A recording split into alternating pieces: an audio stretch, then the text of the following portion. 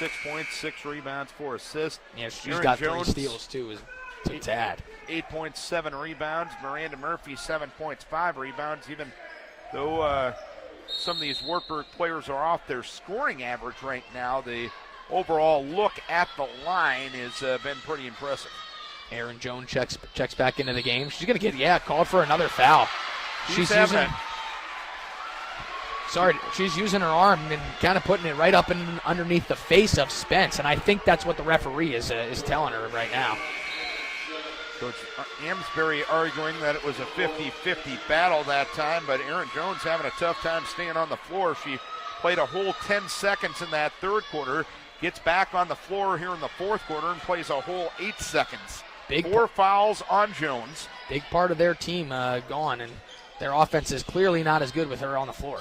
That's the first bucket of the game for Katie Waller. And what do you know? Just when you need it, she can start get going. And 1 bucket, that's all she needs to start feeling like she can make anything in the gym. 7-point lead for Wartburg with 9:27 remaining. These two teams will meet again 3 weeks from tonight down at Levick Arena at the W in Wartburg. Good in close Waverly, out. technically. Good close out from Katie Waller on Gertis. 3-pointer for Newendorf off the mark. Norse with an opportunity to pull within 5 after the Waller board. Luther showing some good pace, but Hamilton turns it over. Gertis with some nice catch-up defense as Butker able to get the steal. Like the idea of trying to move fast, but can't move a little bit faster than your legs will take you. Got to maintain your composure down the stretch. Miranda Murphy driving to the Great rim. defense. Just great defense from Katie Waller. Moving her feet, staying in front of Murphy, keeping the hand straight up in the air. Schrader to Waller. Katie. That one's going to go out of bounds, and it will remain Luther basketball. Kind of a surprising score from the league right now. Coe up on BV 46-25. 8 minutes left in the third quarter in that one. Simpson leading Central at the halftime break at last check, 36-32. Loris leading Nebraska Wesleyan 40-30. And Madrigal driving baseline. Luther within 5, and just like that, the Wartburg lead's starting to look a little bit smaller. And you see this Wartburg offense just not the same without Erin Jones on the floor. 8:18 to play here in the third quarter. Summer driving along the baseline. Trap. She's out of bounds. Yes, she is. Hunter here again. Eagle Eye Hunter helping make the call from the booth. 5-point lead, and the North with an opportunity to pull within 3 here. Madeline Heinke in to get Maddie Spence with 8:10 remaining here in the fourth quarter. Katie Summer normally fast enough to dribble herself out of trouble. That time did dribble herself out of trouble, then dribbled herself back into trouble. Luther with a great trap, and they do a nice job forcing her to go out of bounds. Hamilton with an open look. Oh. Madrigal tries to save it in bounds, but it goes right into the hands of Butker. Foul. And Schrader bumps Summer, dribbling up into the front court. Grayson with her second and the team's first of quarter number 4. 7:52 remaining, 5-point lead for Wartburg. And in a little bit of a frantic comeback like that, fouls like that are going to happen. And going for the ball a little bit too aggressively, now you're only down 5. 7 minutes, 42 seconds to go. You just need a couple of good defensive possessions and a couple of baskets to go your way. 5-point lead for Wartburg with the ball. Butker's going to take one from long range, and it's off the mark. Butker hadn't attempted a three-pointer all season. That one was from 20 feet, but the point made. Madrigal, Waller, Hamilton able to convert on the 3. She's got 8. And the Norse back within 2, 49-47, 7:05 to play. And I mentioned it earlier, Hamilton, not her shot necessarily, only shoots 24% from 3. Doesn't shoot many of them, shoots them in the rhythm. That time knocks it down beautifully. Luther's down 1. Summer able to get fouled by Katie Waller. Waller picks up her second, and the team's second as well. Katie Summer will go to the free throw line to shoot a couple, and a 2-point lead for Wartburg with 6:54 remaining. Norse have scored the first 7 points of quarter number 3, or rather quarter number 4. Summer uses her quickness very well to get to the lane that time, and it's hard to keep someone that fast in front of you and do it without fouling. Katie Summer now 3 for 3 at the line, 7 points on the night for her.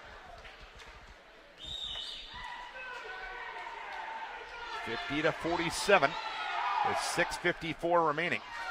And the lead remains 3 as Summer off the mark on the free throw. Wartburg just 4 of 9 at the free throw line tonight. Hamilton finding Waller on top. Schrader gives the Norse a second chance.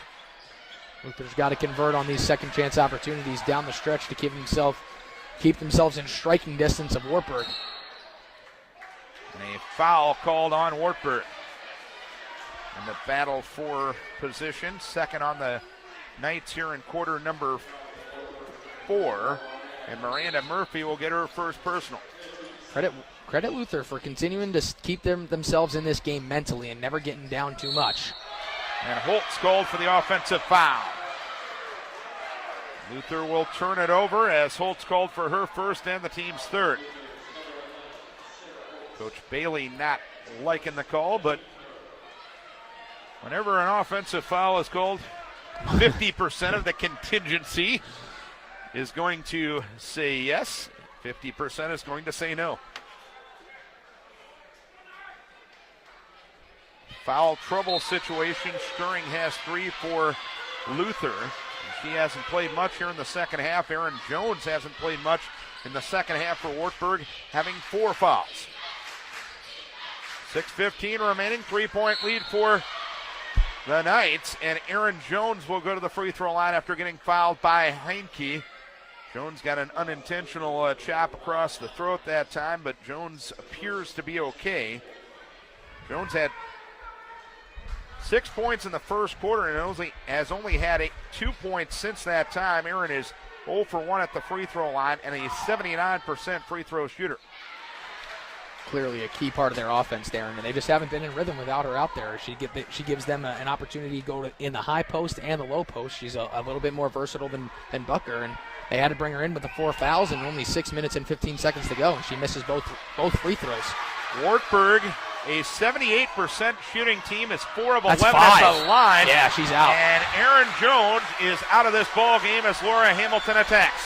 And that's a frustration foul that she just bumped Hamilton too, but they just missed that, and I understand the frustration from Erin Jones. She's a really great basketball player, but that time misses 2 free throws, hustles down the court, but got to stay with your hands in the air, and that time that's a frustration foul, and that's going to hurt Wartburg down the stretch. Jones able to only play about 3 minutes here in the second half as Hamilton unable to convert on the free throw. I think the bigger story is Wartburg's free throw shooting, 4 for 11.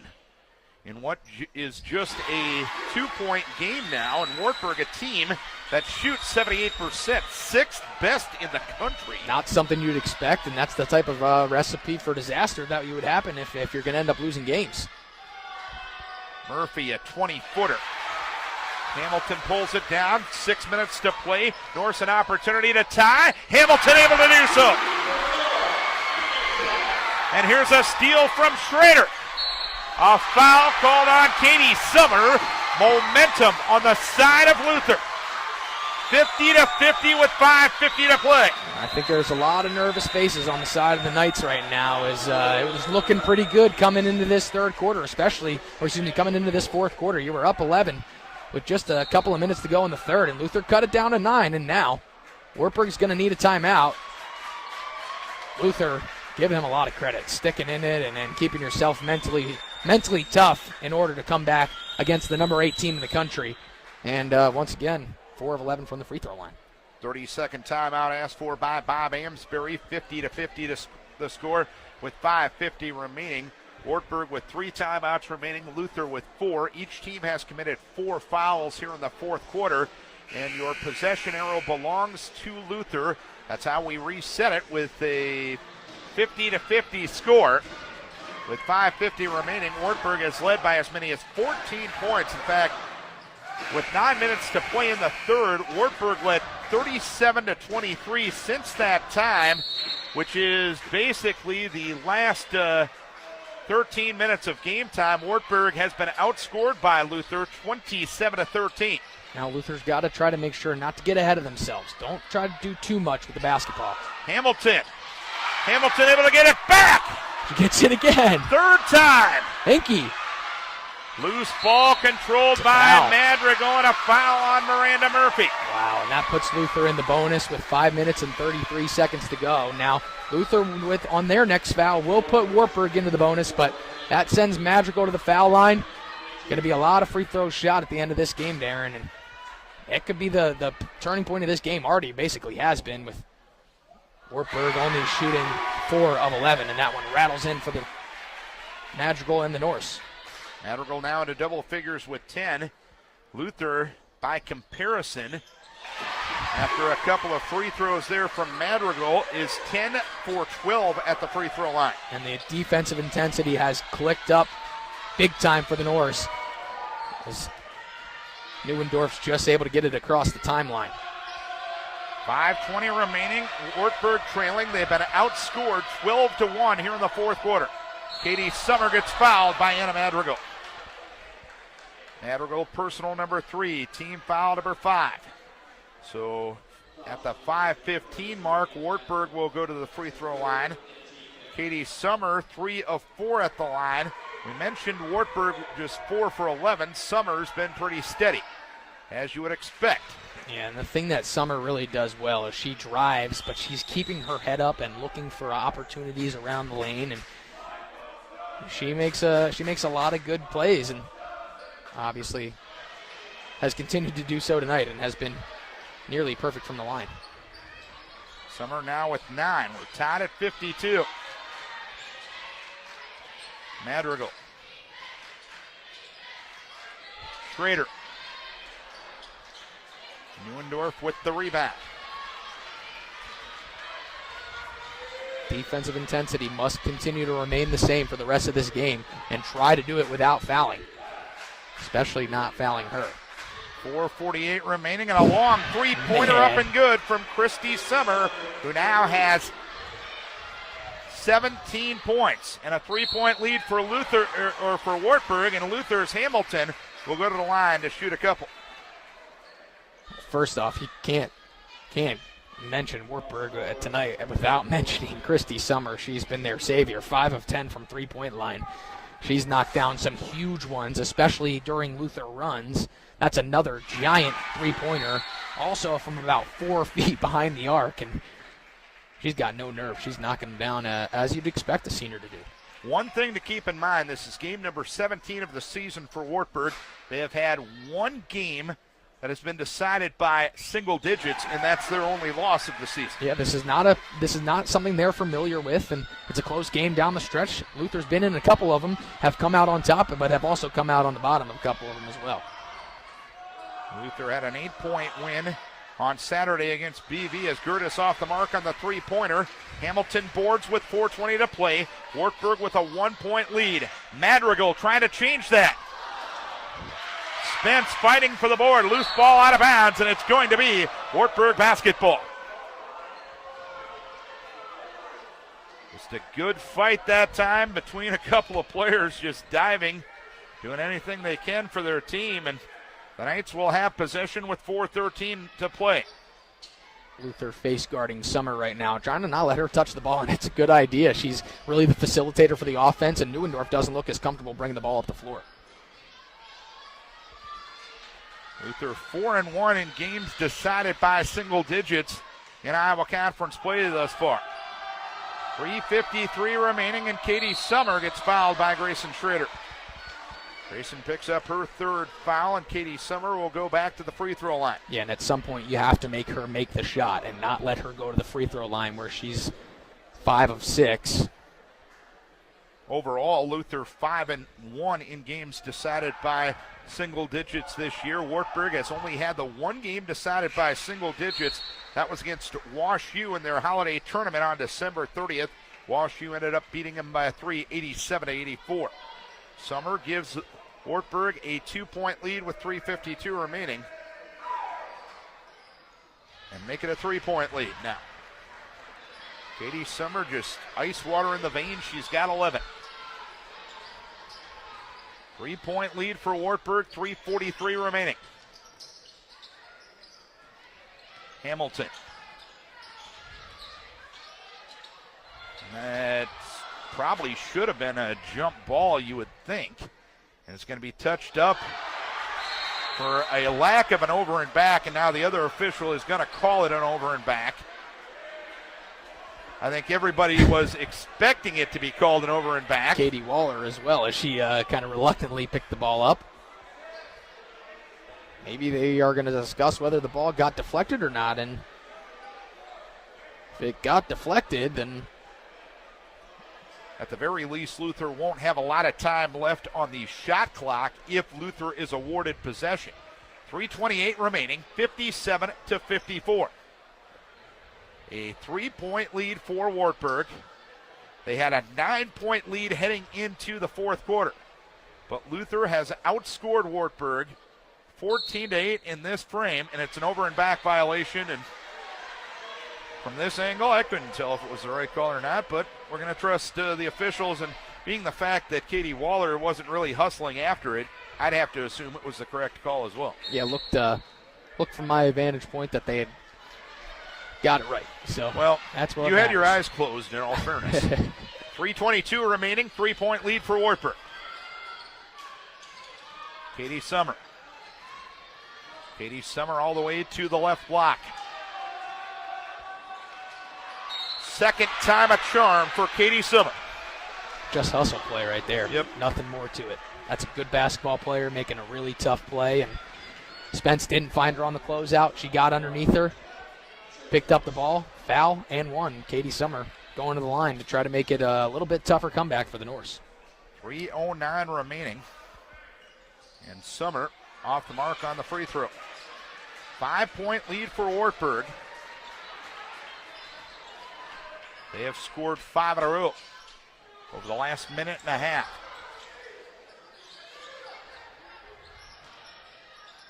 Madrigal to Holtz.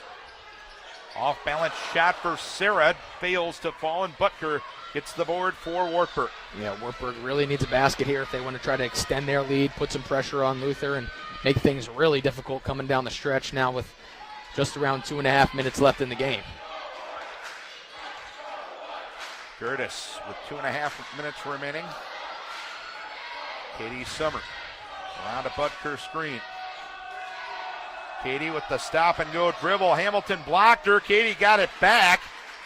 And Spence pulls it down for Luther. 5-point lead for Wartburg, 2:13 remaining.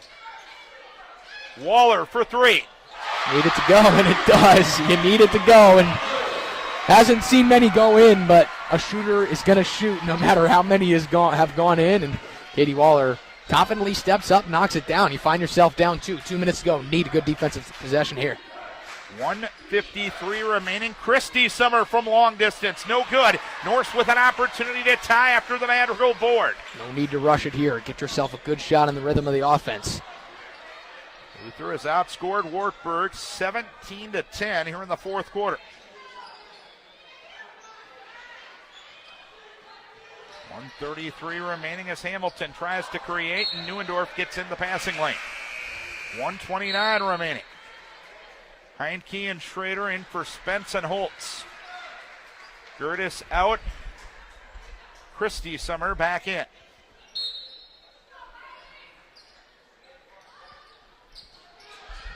.128 remaining. Madrigal trying to tie it. That ball will go out of bounds, and it's going to be Luther basketball. Christy Summer was the last to touch it in the minds of the officials.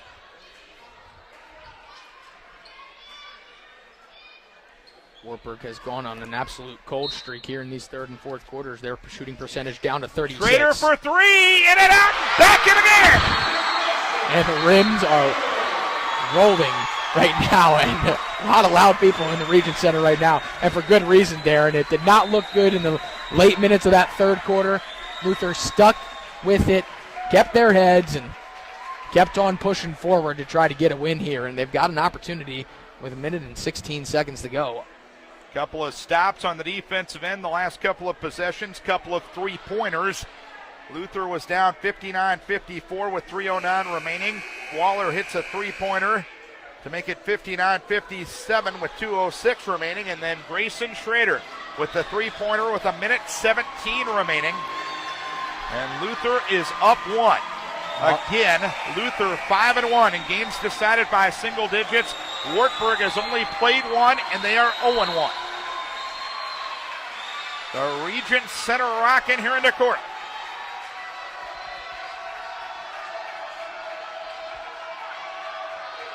Morgan Neundorf. Neundorf with the fadeaway. Murphy gets the inside position but can't control it. 1 minute to play. Norse with the ball up one. Draw up a play, have a couple of different options, and try to get to the lane, try to draw a foul. If not, get something in close and get yourself some easy looks. Nothing forced here. Schrader. Waller. 40 seconds remaining. Shot clock to single digits. Waller. She's got room. Waller, nobody picked her up. Oh, beautiful.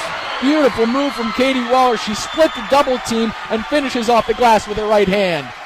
3-point lead for Luther with 27 seconds remaining. No need to foul. No need to foul. And a timeout asked for by Bob Amsbury with 23 seconds remaining. Good call by the veteran head coach as he sees his players stuck in some trouble over in the corner. It was about 3 seconds of the 5-second call, I think, is what I counted on the referee's hand. And 23.1 seconds remaining. Wartburg now trailing by 3. They had a 5-point lead with 3:09 remaining, but a Waller three-pointer, a Schrader three-pointer, and a Waller driving bucket over the last 2.5 minutes. Luther is on a 7-0 run right now. Wartburg trails by 3. Bob Amsbury with 2 timeouts remaining. Amanda Bailey with 3. Each team has put the other team in the penalty situation free throw shooting wise, and the possession arrow belongs to Luther. No silly fouls, no defensive breakdowns, and you find yourself with a good opportunity to get out here with a win. Neundorf against Heinke. Unable to convert. Waller had the rebound. Loose ball. It's going to be a tie-up. And Luther will have possession with 12.5 seconds remaining. And Coach Bailey will call a timeout. 12.5 seconds remaining. It is a 62-59 lead for Luther. Norse trying to upset the number 8 team in the country right now. Coach Bailey probably discussing, of course, the fact that they do have a timeout. Don't take a 5-second call, even if it gets somewhat close. Use that timeout, and probably drawing up a play to get the ball into Katie Waller's hands. She's one of your best free throw shooters. She's been clutch down the stretch, and she can move the ball up the floor as well and try to get it across that stripe. If Wartburg can't get the steal within 2 seconds, they're going to have to foul right away to force Luther to go to the line. Madrigal is a 75% shooter from the line. Waller is 77%. Hamilton is 69%. Grayson Schrader at the line hasn't missed this year. And Heinke at the line is just a 47%er. And a jump ball is called. I think one official had a foul, one official had a jump ball. There we go. And they're going to rule a foul on Wartburg. Katie Summer, personal number 1. And Laura Hamilton will go to the free throw line. Hamilton on the night, 4 of 6 at the line. On the season, a 69%er. 10.4 remaining, 62-59 Luther. 2-possession game now.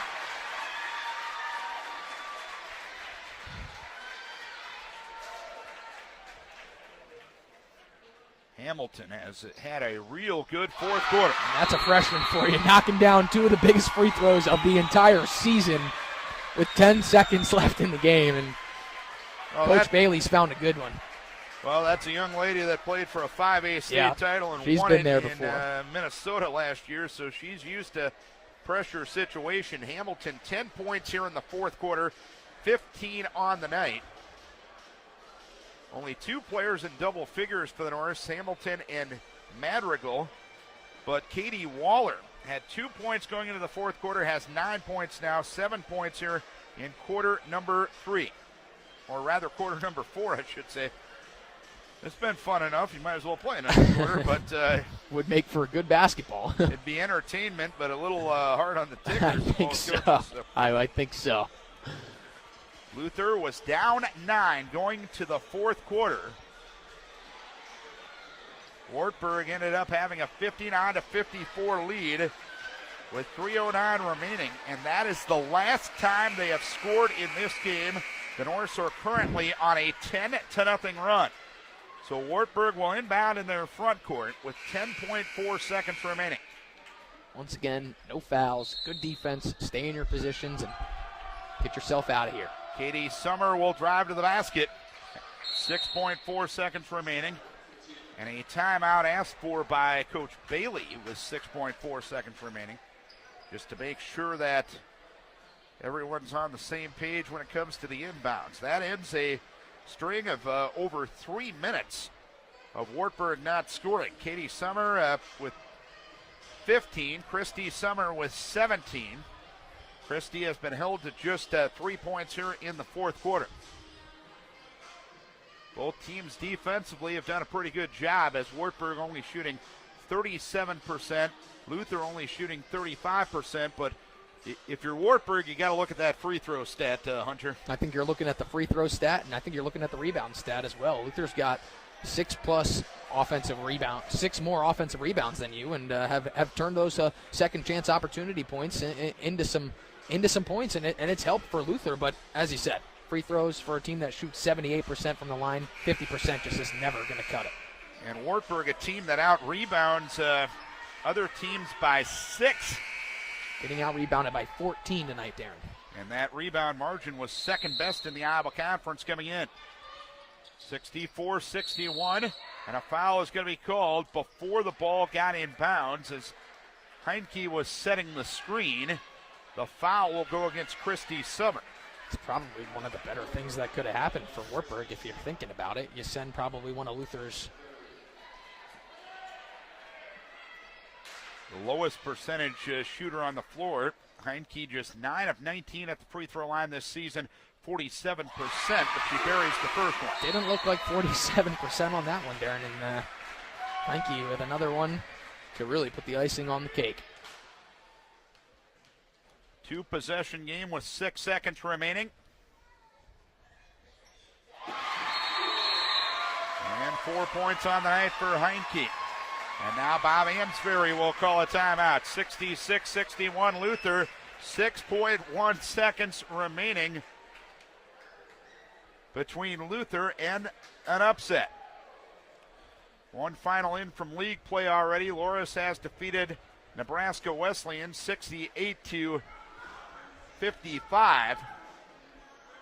Co leads BV 69-56 with 3:45 remaining. Last check with 7:40 left. Central and Simpson tied at 54.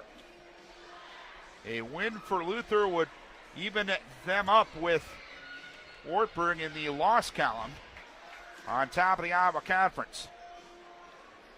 Luther goes to BV on Saturday. Wartburg with a nice short road trip out to Nebraska Wesleyan on Saturday. Yeah, it's going to be a tough turnaround for them if they do end up losing this game. Having to come back from your first loss in the conference and then making a trip out to Nebraska Wesleyan. And we saw what happened to the Norse when they went out there, and they had trouble with Nebraska Wesleyan as well. So definitely one of the tougher stretches of Wartburg's schedule right now. Simpson has taken a 60 to 60 lead as Waller with the block. Murphy with the 3, no good. Horn sounds, and the Norse pull the upset. Luther outscores Wartburg 26-12 in the fourth quarter to knock off the 8th-ranked team in the country, 66-61. How about the fourth quarter performances of Laura Hamilton? 10 points in the fourth quarter. Katie Waller, 7 points in that fourth quarter. And talk about clutch free throw shooting for the Norse, 9 of 10 in quarter number 4. Yeah, and I think, Darin, there's a couple of faces of disbelief right now on the Norse just because of how big of a deficit they faced going into that fourth quarter. But you know what? They never gave up hope, and they kept on fighting, and I think that's a pretty happy group of basketball players out there right now. Not only the 9-point deficit going into quarter number 4, but they had a 5-point deficit with 3:09 remaining. Yep. And through the rest of the game, Luther outscored Wartburg 12-2. Just an absolutely unbelievable effort from everybody who touched the floor in white and blue tonight. And Coach Bailey's got a lot to be proud of and a lot to smile about. But this is one game. And this is one game against a really good team. And you played a good game, but granted, Wartburg did not bring their A game. Erin Jones was out of the game basically the entire second half, and she's a huge part of their offense. But credit to you on the defensive side. You stuck with it. You stuck to your game plan, made some shots down the stretch, and what do you know? 16 of 18 from the free throw line. Wartburg 8 of 16. Margin of only of 5 points, and then Luther really finds themselves way ahead in that free throw margin, and it's a huge way to win the ball game. And made the clutch ones, made them when they counted, and Luther comes out on top. Well, nice job by you, Hunter. Enjoy the long trip out to BV on Saturday and bring home a victory. No pressure. Looking forward to it. Thanks, Darin. Want to thank our crew, Andrew Whalen and Petter Smith on the camera and the computer. My name is Darin Svenson saying so long for now as the Luther women pull the upset tonight, 66-61 over Wartburg. And we'll have the men's game coming up here in about 20 minutes or so right here at sports.luther.com. Good afternoon, ladies and gentlemen, and welcome to the Luther College Region Center and non-conference Division III college basketball. Today, the Luther College North, second place in the Iowa Conference, will take on the top team out of the MIAC, the St. Tommies. The Tommies come in the number 4 team in the Division III WBCA poll. They are ranked number 3 according to the D3hoops.com poll. The last time these two teams faced one another was back in 2015 in the second round of the NCAA tournament. Tommies defeated the Norse that year 60-57. This will be the 7th time these two teams have met. Each team has won 3 games in the series history. Petter Smith is on the camera and the computer. My name is Darin Swenson. The Tommies 20-0 overall, and the Norse 13-7. Both these teams played yesterday. The Tommies defeated St. Catherine's, and Luther won a game at Co. Starting lineups for St. Thomas: Maddie Wolkman, a 5'6" junior out of Lakeville South, averaging 4.7 points a game. Paige Gurnis, a 5'7" senior out of Winona Cotter, averaging 4.4 points a game. Gabby Zayer, a 5'9" senior out of Rogers, Minnesota, averaging 12.6 points a game. Lauren Fisher, a 6-foot junior out of Oshkosh, Wisconsin, averaging 9.4 points and 5.8 rebounds per game. And Caitlin Langer, the big gun in the middle, the 6'3" senior out of Stillwater, Minnesota, averaging 20.2 points, 8.5 rebounds, and 2 assists per game while shooting 57% from the floor. Luther will go this way. Katie Waller, a 5'10" junior out of La Crescent, Minnesota, averaging 13.2 points per basketball game and 4.9 rebounds per game, shooting 39% from three-point range. Laura Hamilton, a 5'11" freshman out of Chanhassen, Minnesota, and Minnetonka High School at 9.2 points, 4.8 rebounds, and 3.6 assists per game. She had 15 yesterday in the victory down at Co. Grayson Schrader, a 5'6" junior out of Lakeville South, 6.1 points per game. Anna Madrigal, a 5'10 senior, out of Decorah, averaging 12.2 points a game. She had 9 yesterday in the victory over Co. And Madeline Heinke, a 5'11 sophomore out of Seymour, Wisconsin, averaging 5.4 points and 5.1 rebounds per game.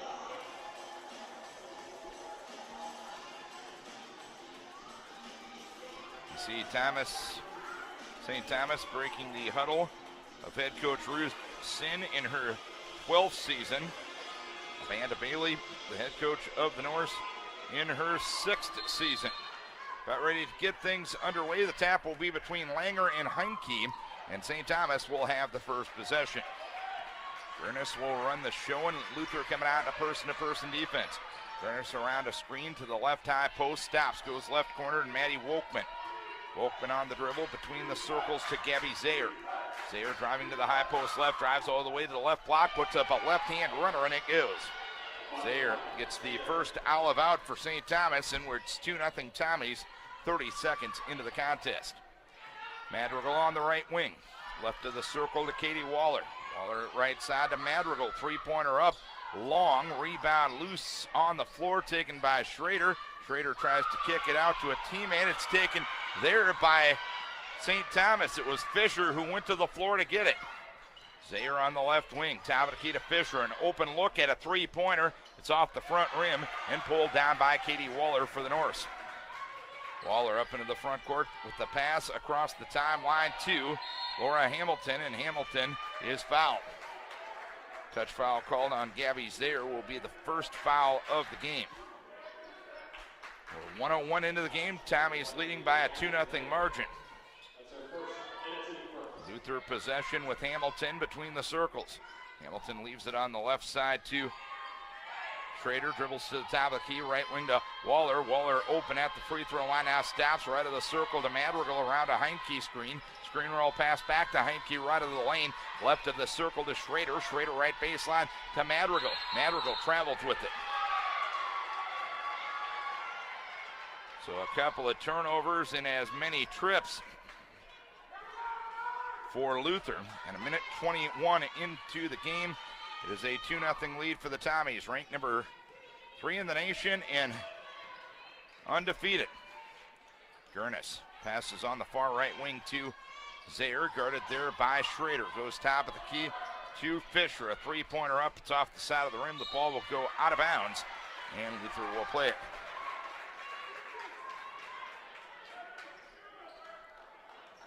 2-0 Tommies. We're a minute 41 in. They'll put some pressure on, but Luther will handle it well as Hamilton brings it up into the front court. Deep on the left wing to Madrigal. Madrigal driving left of the lane.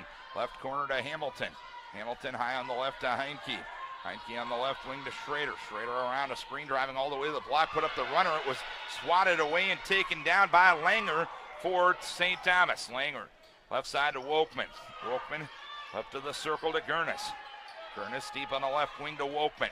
Wolkman stops, skips it over right side to Fisher. Around a screen into the lane. Stops, goes left corner to Wolkman. A three-pointer up. Front rim, no. Rebound down on the weak side to Langer. And Langer had it stripped and taken away by Laura Hamilton for the Norse. Now to Madrigal. Madrigal goes right corner to Waller. Waller driving all the way to the block. Put it up off the window and in. And we're tied at 2.5 minutes into the game. Gurnis up into the front court. Gurnis. And a foul called away from the ball on Luther. Madeline Heinke will pick up her first and the team's first as well for an away from the ball violation. Zayer looks to get it inbounds, does so to the left corner, and Langer. Langer left to the circle to Gurnis, underneath to Langer, splitting defenders into the lane, put up the shot, and it goes from the right block. And it's a 4-2 lead for the Tommies, 2:50 gone by first quarter. Madrigal to Hamilton. Hamilton with a crossover dribble, right wing to Madrigal. Madrigal right corner to Waller. Lost it, got it back in the lane, put it up off the window, no good, but she traveled with it to get her opening. So 4-2 lead for the Tommies. That last bucket was by Langer, who had 23 points yesterday against St. Catherine's. Averaging 20.2 points a game. Left of the circle for the Tommies is Fisher. And a foul going to be called on Schrader as Schrader knocks down Zayer away from the ball. Schrader picks up her first and the team's second. Amanda Bailey asking for an explanation from the official. As the Norse bring in a couple of subs. Maddie Spence into the lineup, as well as Anna Edel and Sarah Holtz. Right corner with it is Maddie Wolkman underneath the Langer at the right block, put up the shot, no good. And a foul is going to be called on the Tommies in the battle for the loose ball. Gabby Zayer will pick up personal number 2, team foul number 2. And Sarah Krinsky will come in to get her.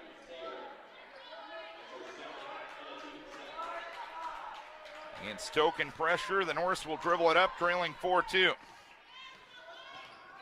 Edel, double teamed in the backcourt, bounce pass across the timeline to Sarah Holtz. Holtz between the circles to Madrigal, gives a hand pass on the left side to Edel. Edel around a screen to the right side. Edel to Spence at the free throw line, jumper up from there, no good. Gurnis pulls it down for St. Thomas.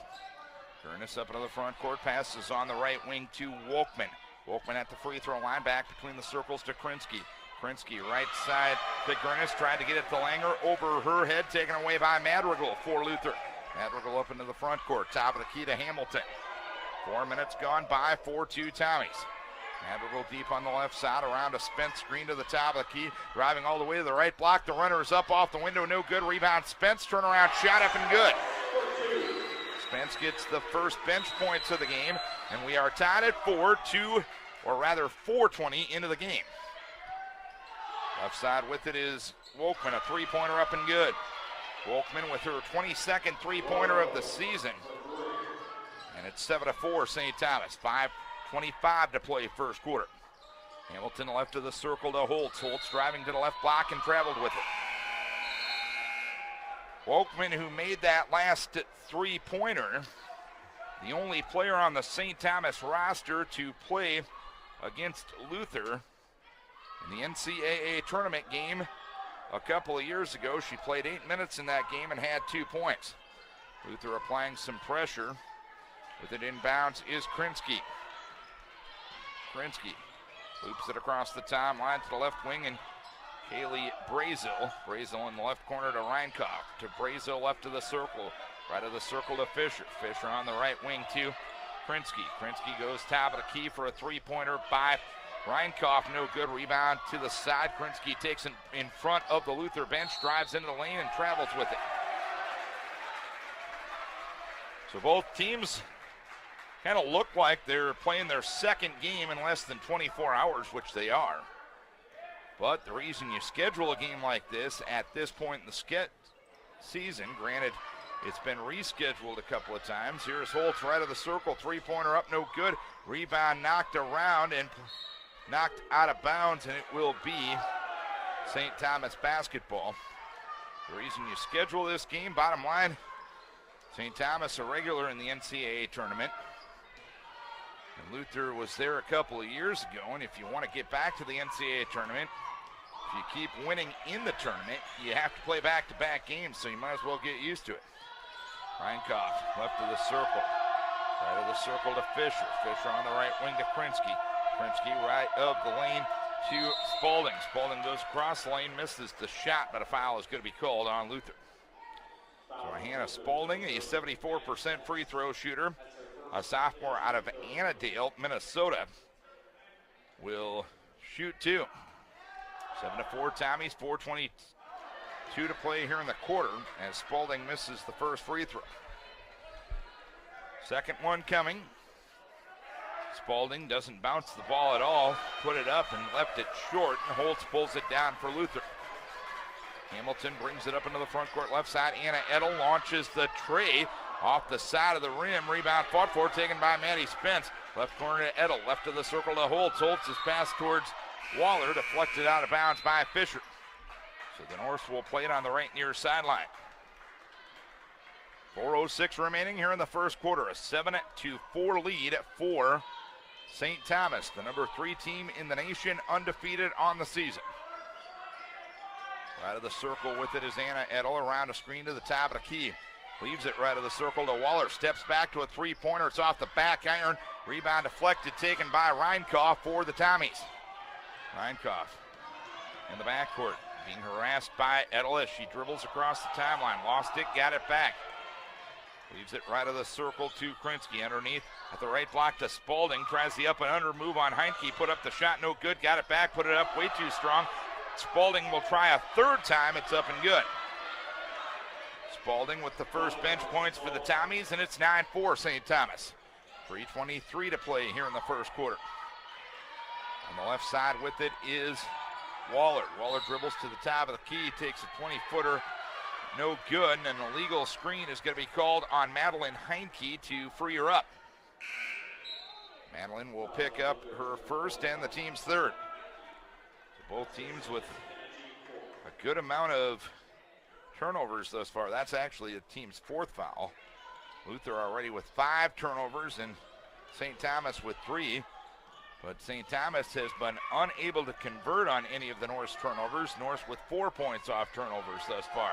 Here in the lane is St. Thomas putting up the shot. Krinsky, no good. Krinsky got the rebound left of the circle to Brazil. Brazil in the right corner to Fisher. Fisher back right of the circle for a Reinkoff three-point attempt, no good. Rebound down to Hamilton. Quickly ahead on the right side to Madrigal in forecourt. Madrigal goes in the right corner to Holtz. Holtz high on the right to Madrigal, loops it back to Holtz on the right wing. Holtz tries the screen roll pass back to Spence. Spence is going to get tied up by Krinsky. The alternating possession will go to Luther. St. Thomas leading the total rebounds thus far, 9-8. 5 of their 9 rebounds have come on the offensive end. Taylor Skirring in the lineup for the first time for Luther. She'll play it baseline right. Top of the key to Spence. Loops it back to Skirring along the left baseline. Drives into the lane and put up the shot and in. Taylor ends a scoring drought for the Norse. It's 9-6. Tommies, 2:22 to play first quarter. Up to the front court, breaking the press is Gurnis. Gurnis left corner to Reinkoff, back to Gurnis between the circles, over on the right side to Dink. Dink right wing to Zayer. Zayer underneath to Langer at the right block, working on Maddie Spence. Langer goes up, had the shot blocked. The ball will go out of bounds, and the Tommies will keep it.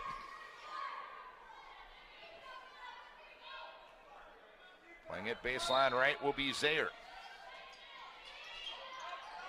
Zayer into Gurnis underneath the Langer at the right block. Langer with the turnaround on Spence. It fails to fall. Rebound down to Spence.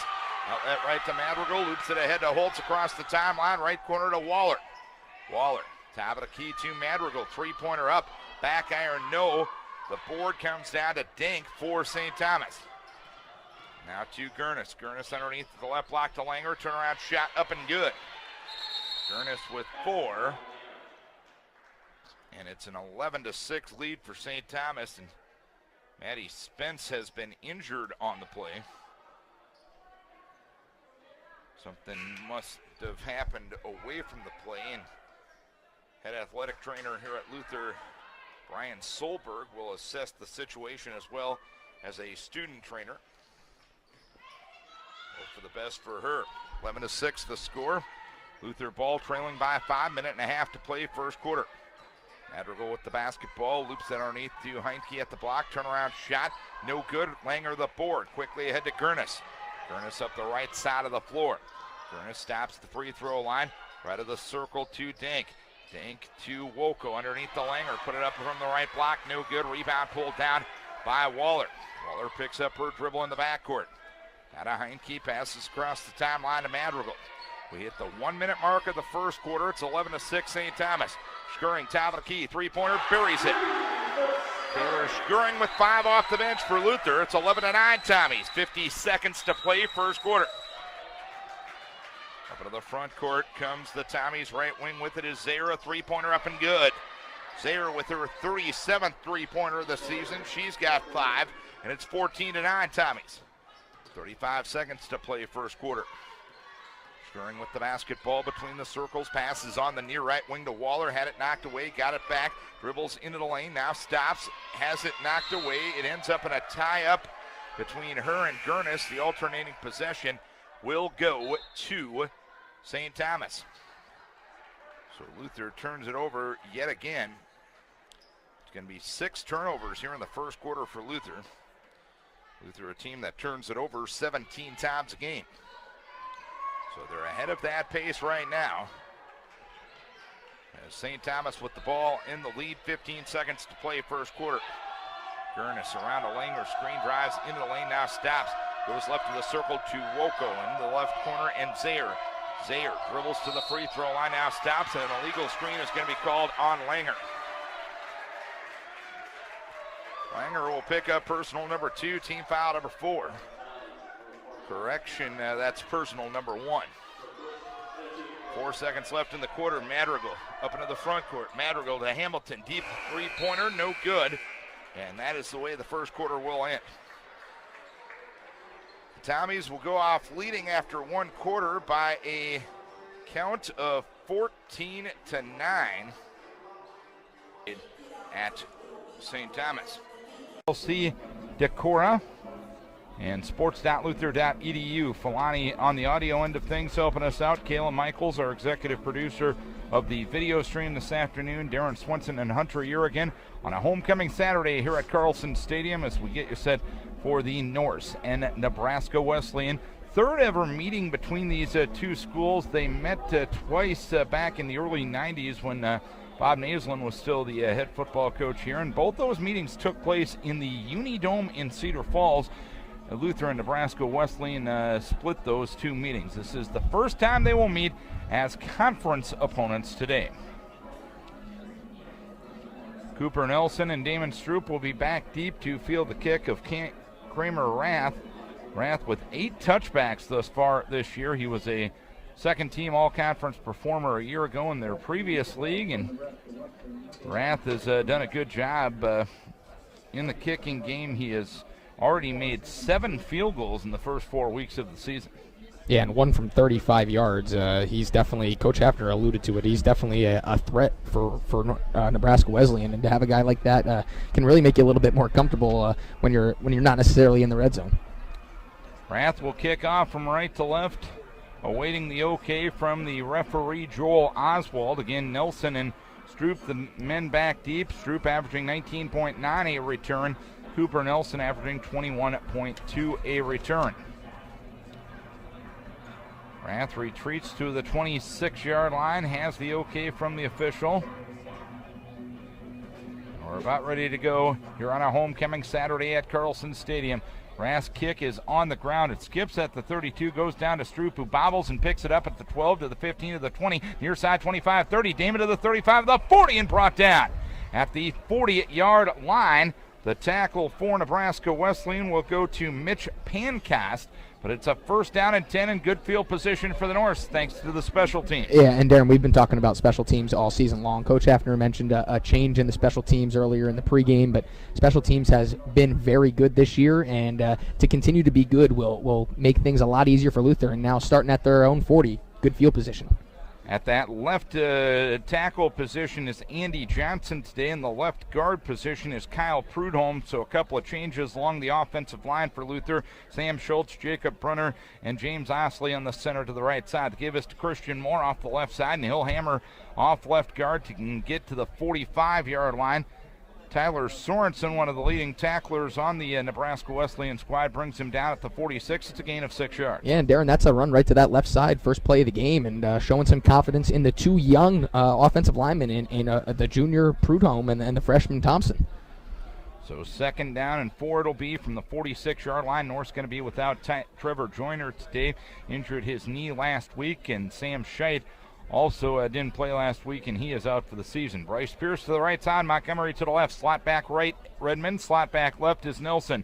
Moore is the fullback on a 2nd and 4. Letney makes the pitch to Redmond, angling left at the 43, looking to turn up field and gets knocked to the sideline near the 45-yard line. Dakota Buss with good lateral pursuit for Nebraska Wesleyan. They'll mark him at the 46, so no gain. So no gain on that play, and Nebraska Wesleyan does a really nice job of swinging that run play out to the side, sticking to their assignments, and there's that discipline that Coach Hafner alluded to in the pregame.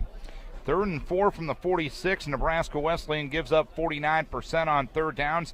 Luther gives up or converts at a 42% rate. We're a minute 12 into the game. No score, Luther and Nebraska Wesleyan. Montgomery to the left. Chavez to the right. Football on the left hash. Redmond slot back right.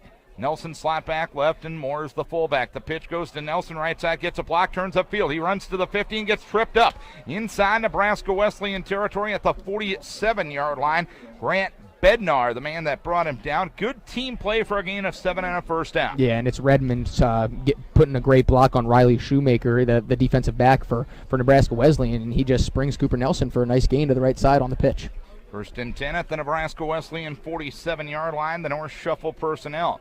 Football will be on the right or near side hash mark.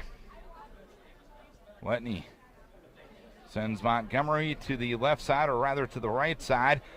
Pierce and Chavez will be to the left. Moore will be the lone fullback, and the slot back left will be Nelson. Give to Christian left side, slanting left to the 45, brought down on the left far hash mark by the leading tackler on the squad, Preston Franzen, the senior from Nebraska, bringing down Moore after a gain of 2. Yeah, different formation right there. Luther trying to maybe mix things up, and I don't know if I've seen that formation yet this year, so Nebraska Wesleyan definitely not used to that one.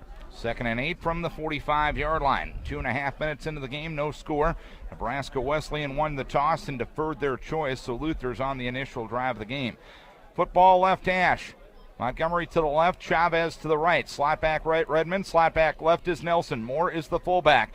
Letney enter his center. Sam Schultz facing a 4-man front. He'll take the snap. Option right side. The pitch goes to Nelson. 45. He's to the 30, to the 25, 20. Cooper to the 15 and brought down. They're going to mark him in the vicinity of the 10-yard line. Touchdown saving tackle from Garrett Farr. 35-yard gain, first down, Luther. Yeah, and it was a really late pitch from Brady, but a heck of a block again from Jeremy Redmond on the right sideline, and Cooper just cuts through the hole, puts the Jets on, and picks up a big gain for Luther, and moving the ball nicely here on the first drive, Darin, in the red zone and threatening to score.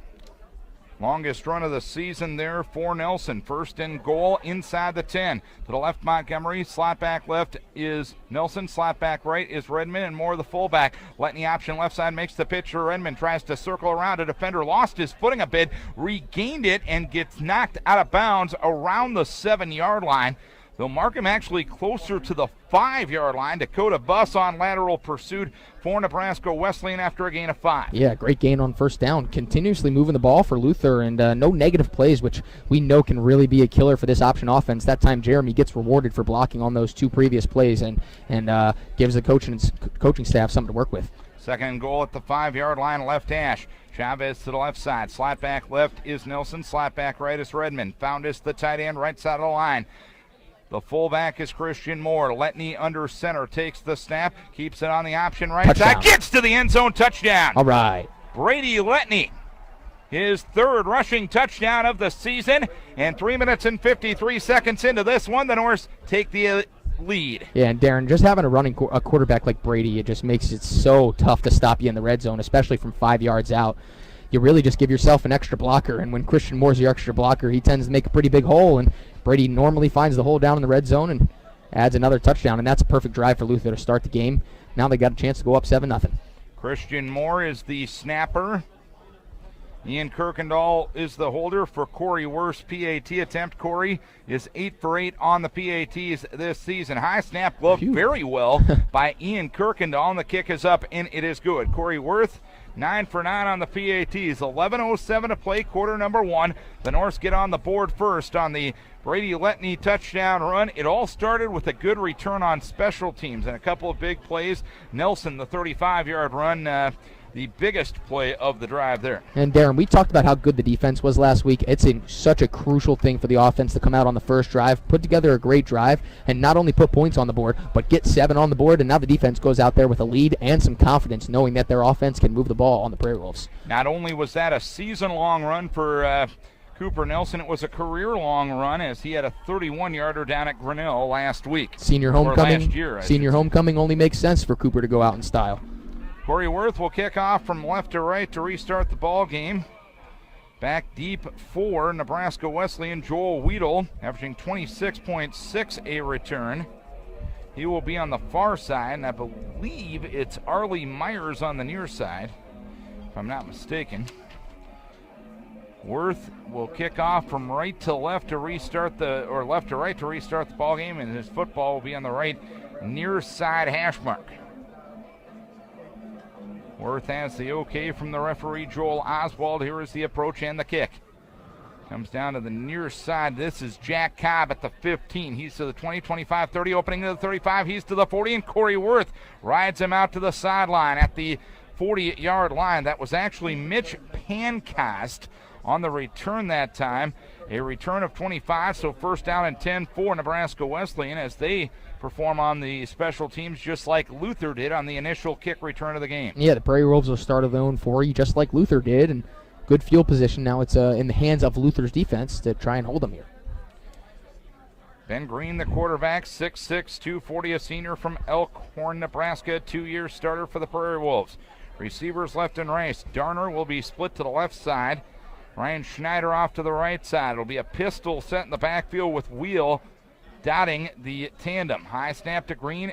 Green throws the right side. The catch is made by the tight end, Caleb Conway, who is gang tackled on the right far hash mark at the 45. It'll be a gain of 5 yards. First one to the football was Michael Noel, replacing the injured Sam Scheid at left defensive end. Yeah, and there's been a lot of good Norse on this defense so far this year, and Ricky Humes has really stuck out at that free safety position, doing a lot of really nice things, not only in coverage, but also getting to the quarterback when he's got the option. So we'll see what the Norse defense can do to come up with some big plays today. 2nd and 5 from the 45-yard line. Green in the shotgun, Wheel to his left and trips to the left side. Give to Wheel right side, looks to turn upfield, does so. He's to the 50, 45, 40, far sideline to the 35, 30. He's to the 20, 15, 10, 5, touchdown. Joel Weedle, the senior from Fremont, Nebraska, with a 55-yard touchdown run and 2 plays after the North score. The Prairie Wolves on the board at 7-6. Yeah, and it's another big play that really kills the Norse, and it looks like Weedle just kind of hit the hole and was untouched to the outside and really showed some speed to get away from Dante Joseph and Ricky Humes and just burned down the sideline for a big touchdown for the Prairie Wolves. Weedle, previous long run of the season was 24 yards. That's his 5th rushing touchdown of the season. For the PAT, it's Kramer Rath, 9 for 9 in this category. The holder is Andrew Gleb, and the snapper is Caleb Conway. Snap, spot, kick, up, good. 10:19 to play here in quarter number 1. It is a 7-7 game between Luther and Nebraska Wesleyan here on Homecoming Saturday for 2016. Darren and Hunter with you here at Carlson Stadium in Decorah, Iowa. Glad you're with us wherever you are on the radio end of things or on the video stream end of things. Kayla Michaels on the video stream executive producing today, and our guy Filani is doing the thing on the audio end of things. This is kind of how last weekend started, Darren. 2 quick scores in that game, and then we kind of stalled out once we hit the second quarter. So see if Luther can try to make an adjustment next time they're out on the field defensively. But now the offense gets to go out there. They've really gotten a rhythm on that opening drive and did a nice job just running it down the Prairie Wolves' throat. So we'll see if they can get back out there and have some more success. Kicking off from right to right, left will be Kramer Rath. Damon Stroop will be back deep, as well as Cooper Nelson. Rath has his football teed up towards the left or near side hash mark. Stroop had a 28-yard return on the initial kickoff of the game. Here's the approach and the kick. Stroop makes the catch near side hash at the 3 to the 10 to the 15. He's to the 20, finds an opening 25, tries to cut it back and gets brought down on the right near numbers at the 28-yard line. Among the defenders defensively or special teams wise, Austin Ruskamp for Nebraska Wesleyan. So first down and 10 for Luther from their own 28-yard line, moving left to right in a 7-7 game, 10-12 to play here in the first quarter. Montgomery to the left side, Chavez off to the right. Houlihan will be the slot back left. And now Josh Harrington will be the slot back on the right side. Whalen will be the fullback. Letney under center. The pitch goes to Harrington. Turns upfield left side. Hit near the 29-yard line and brought down outside the hash mark far left side at the 31. Dakota busts the defender. Harrington on his first collegiate carry gets 3. Yeah, haven't seen Harrington yet this year. Know he's got some speed, 5'6", 170, so a little bit smaller of a back, and see if they continue to use him as he stays in the game on this play. Freshman out of Haines City, Florida. 2nd and 7 from the 31. Montgomery to the left. Pierce off to the right. Slot back right, Harrington. Slot back left is Houlihan. Whalen is the fullback. Letney is under center. He'll take the snap. Option right side. Pitch goes to Houlihan, and he gets brought down right at the 25-yard line between the numbers and the hash mark near side. It was Riley Shoemaker that made the play. It's a loss of 6. Yeah, and Shoemaker got blown up earlier on the big Cooper Nelson run, and that time that was Harrington who had the duty of blocking Shoemaker, and Shoemaker did a terrific job to shed the block and make a big tackle in the backfield on Houlihan. Luther 1 of 1 on third downs. This one a 3rd and 12 from their own 26. 6 minutes into the game, no score, or 7-7 the score. I'll get it right eventually after 4 takes. Football right hash. Montgomery to the left. Off to the right is Chavez. Harrington and Houlihan the slot backs. Whalen is the fullback. Letney takes the snap off. Play action, has time. Airs it out left side, going for Justin Montgomery and overshoots him by a good 5 to 7 yards. Harrington was running, or rather Montgomery was running a stop and go pattern on the far side. Garrett Farr had some pretty good coverage. It's 4th down. It was a double move, and I think if Brady would have had just another couple of seconds to let the play develop, I think Justin was open, but had to get rid of it to avoid the sack, and gave Justin a chance, but just a little bit overthrown, and Luther will have to punt it back to the Prairie Wolves, and credit them, they did a great job on defense. Dakota bus back deep in single safety. Corey Worth is the punter, and the long snapper is Christian Moore. Moore replacing the injured Trevor Joyner. Snap back in good shape. Corey moves forward, gets the kick away. This one will bounce at the 48-yard line and roll and be picked up at the 36 by Bust, but he gets thrown down immediately. Tyler Berzawa, the man that brought him down, after a return of 1 to the 37-yard line. So an effective punt from Corey Worth that time. 38 yards and a return of 0 as they mark him at the 36. 8:35 to play here in the first quarter. A 7-7 game, Luther and Nebraska Wesleyan. Nebraska Wesleyan operating on offense from right to left, I guess from their 37. Trips to the left, twins to the right. Green by himself in the shotgun formation, awaiting the snap from center Joey Mueller. Wheeler in motion left to right. And flags will fly, and I think the center might have moved the ball early. And actually, the right guard, David Graham, will be the guilty party. First penalty of the game, and back the Prairie Wolves up 5. Prairie Wolves in their first ever road game as a member of the Iowa Conference. Officially admitted last July 1st. They've had their first 4 games of the season at home. Sammy Zetek and Keller to the left side, twins off to the right, football in the center of the field.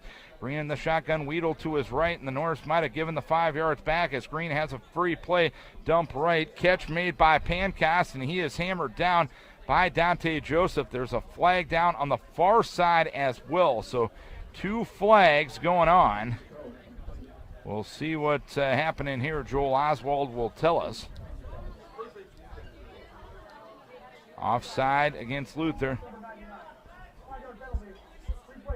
And Darius Lowe, coming off a good game last week, was the guilty party. Yeah, Darius really shined last week, clogging up that middle. Did a great job stopping the run, and guilty of the penalty. But I think a lot of the defensive line had jumped on the snap count. 1st and 10 at the 37-yard line.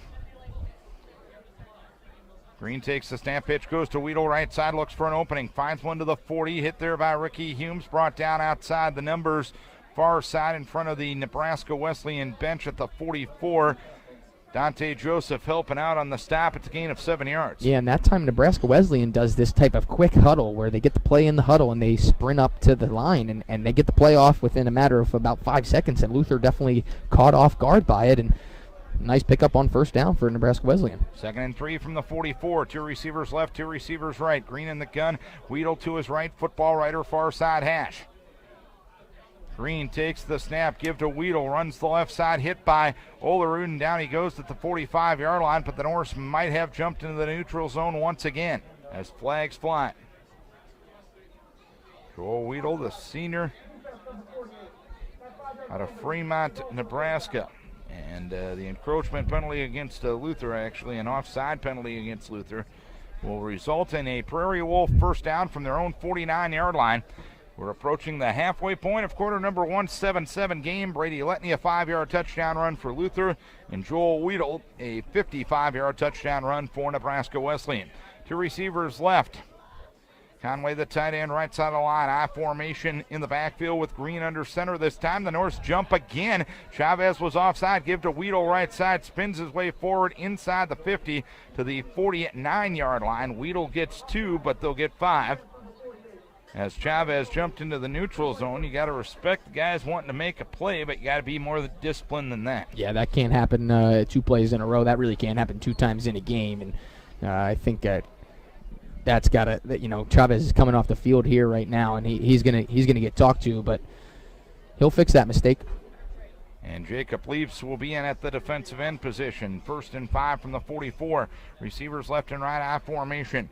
Conway, the tight end, right side of the line. I formation in the backfield with Weedle dotting the I. Football writer, far side hash. Give to Weedle, finds a gap off the right side. Brought down at the 40-yard line. It's a gain of 5 and a first down. The man that brought him down was Dante Joseph. Yeah, Weedle kind of gets lost behind that pretty tall offensive line, and nice job from Weedle to find the hole, pick up a first down, and Nebraska Wesleyan starting to move the ball with some consistency on this second drive. 1st and 10 at the Luther 40 right hash. Split right will be Ryan Schneider. Off to the left is Bryce Darner. I formation in the backfield. Weedle dots the I. Green under center with Conway, the tight end, left side of the line. Green will take the snap, give to Weedle right side, looks for a gap. Isn't much of one there as he is cut down near the 38-yard line outside the hash mark right side. Jackson Van Kirk off the bottom of the pile for Luther. Yeah, and that time Luther got some penetration, and it started with Darius Lowe up front. Darius was in the backfield right as the handoff was going to Weedle, and a nice job blowing it up in the backfield. Short gain of 2. 2nd and 8 from the Luther 38 right hash. 2 receivers right, 2 receivers left. Green in the shotgun, Weedle to his right. 4-man front for Luther. Green will take the snap, play fake to Riedel. He'll pop fly the right side, going for his man, and an over-the-shoulder attempt is made, and it will be a catch. Schneider making the over-the-shoulder catch against Luke Pulliam inside the 10 at the 9-yard line. Awfully well-thrown football, 29-yard gain for the Prairie Wolves, and it's a first down. And just absolutely nothing that Luke Pulliam was able to do on that one. Just a beautifully thrown football from Green, and just dropped it into the bucket. And just 1 foot in bounds, I think, is all he got, but a heck of a catch and throw. And Luke Pulliam with pretty good coverage, nothing he could do. So 1st and goal at the 9-yard line. Darner to the left, Schneider to the right. I formation in the backfield. Quick out pitch goes to Weedle left side. Finds a gap inside the 5 and thrown down at the 3 in the center of the field. Dante Joseph among the defenders. It is a gain on the play of 6 yards. Yeah, and this is a big drive right here. Prairie Wolves trying to punch it in the end zone to take a 14-7 lead, and Luther trying to hold them to just a field goal, which Nebraska Wesleyan does not want to settle for. But if they have to, they have to, as Kramer Rath was 7 for 8 in field goals coming into this game. Everybody in tight I formation in the backfield, a wing right side. 2nd and goal from the 3. Green will send the wing back in motion right to left. The pitch goes right side to Sawyer Kane, but somebody moved early. Joel Oswalt will tell it it's Jeb Norby, the left guard. So illegal procedure against Nebraska Wesleyan, so that'll make it a 2nd and goal from the 8-yard line. 7-7 game. We're inside of 5 minutes to play here in the first quarter. Letney a 5-yard touchdown run for Luther. Weedle a 55-yard touchdown run for Nebraska Wesleyan. Yeah, and the penalty gives Luther's defense a little bit of energy and a little bit of life, and you got to take advantage if you're on the Norse defensive side of the ball. Football in the center of the field. Green will send 2 receivers to the left near side, Z-Tech and Schneider. Quick count pitch goes to Weedle left side, cuts it back, runs near the 6-yard line and gets covered up right there. Jacob Leaps, one of the first men to the football. Josh Olerud helping finish up. It's a gain of 2 and a 3rd and goal upcoming for Nebraska Wesleyan. 3rd and goal, Darin, a huge play of this football game, very early, but if Luther can make a stop, that can really try to change that momentum and get some of it back on their side. And Luther going to try to take full advantage of the penalty. How efficient have the Prairie Wolves been? This is their first 3rd down of the game. 3rd and goal at the 6-yard line. Schneider to the right, trips to the near side left. Green in the gun, Weedle to his right. Weedle takes the snap, looks to the left side, swings out right side. Catch made by Weedle at the 10, angling right to the 5 to the end zone. Touchdown. Green to Weedle for the score, and it's 13-7 Nebraska Wesleyan with 3:47 to play here in quarter number 1. Yeah, and Weedle, just a big threat with the football in his hands, can really put the speed on, and that time gets to the edge. Just needed 6 to get in, and got him the ball in open space behind the line of scrimmage, and he dances his way in the end zone. A 63-yard drive, helped out by some penalties, which took 10 plays and almost 5 minutes off the clock, 4:48 to be precise. Kramer Rath for the PAT, snap spot kick up good, and Nebraska Wesleyan has a 14-7 lead. They've scored both times they have had the football to this point. Cloudy overcast day for homecoming 2016 here at Luther College. Coming up at halftime, we will have the introduction of the Hall of Fame inductees. At halftime, we will bring that to you both audio and video stream-wise. Also have some scores and stats and a lot more going on at halftime later on today.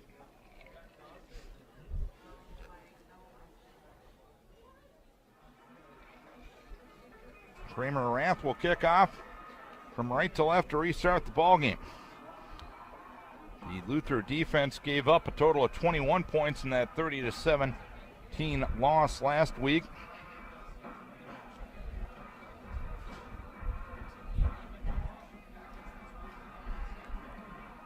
But so far they have given up 14 in the first 11 minutes and 13 seconds of this one. Kramer Rath will kick off from right to left to restart the ball game. Damon Stroop and Cooper Nelson back deep for Luther. Here is the approach and the kick. This one a deep one coming down to Stroop, 5 yards deep in the end zone, and he will go down to a knee. This will be 1st and 10 at the 25-yard line. Norse will move on offense from left to right. They had a 7-play, 60-yard drive for a score, and they backed that one up for a 3 and out. So Letney and company will head out onto the field. Again, a couple of changes on the offensive line. And now Prudhomme is going to be back at left tackle this time. And Grant Heller will be back at left guard. Sean Truen will be lined up as a tackle-eligible tight end on the left side of the line. 2 tight ends, and Moore is the fullback. Letney keeps it right side behind the blocking, and Moore runs to the 30 and brought down on the right near hash mark at the 33-yard line. Eli Bricker, the man that brought him down. When Luther goes 2 tight ends with Foundis replacing the injured Trevor Joyner today, Sean Truen going to be playing some tight end. Yeah, and that gives you a little bit more muscle up front, and Sean Truen normally does not play tight end. Probably doesn't have the speed for tight end, but he doesn't have the hands either. But definitely a blocking tight end. Exactly. So we'll take it. I've known Sean since he was born, I can say that. 2nd and 2 from the 33-yard line. 2 receivers left. 1 right, Montgomery. Nelson slot back left. Letney short drop. Pop flies the right side. Going for Montgomery. Overshot him. Incomplete. Montgomery was open in front of the Luther bench at the 50-yard line. Andy Kleberod was in coverage for Nebraska Wesleyan. Yeah. 2nd and 2 called, probably worth a shot in that situation. Absolutely, and Brady kind of hanging his head a little bit on that throw. He knew he had a wide open Justin Montgomery and a big target, 6'5". He can catch basically anything thrown his way. So that's kind of what a big first down plays does for you. It opens up the playbook and lets you go to the air that time. Now it sets up 3rd and 2. From the 33-yard line, right hash, Montgomery left, Chavez right. Redmond and Nelson, the slot backs, Moore the fullback. Christian gets a call off the right side, gets the first down. Brought down near the right near side hash mark at the 37-yard line. Grant Bednar, the man that brought him down, they're going to mark him closer to the 38. He didn't need much, and it's pretty tough to stop Christian Moore behind the line, and even just a gain of 2. that's pretty easy money for Christian, and that makes it a lot easier when you're an option offense and you got a guy you can hand the ball to and pick up those tough yards. 2:45 left first quarter, 14-7 Nebraska Wesleyan. 1st and 10 from the Luther 38.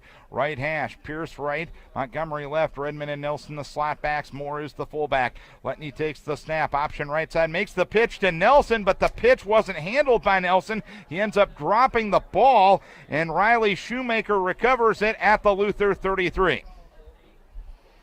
Shoemaker on the fumble recovery, which is his second of the season.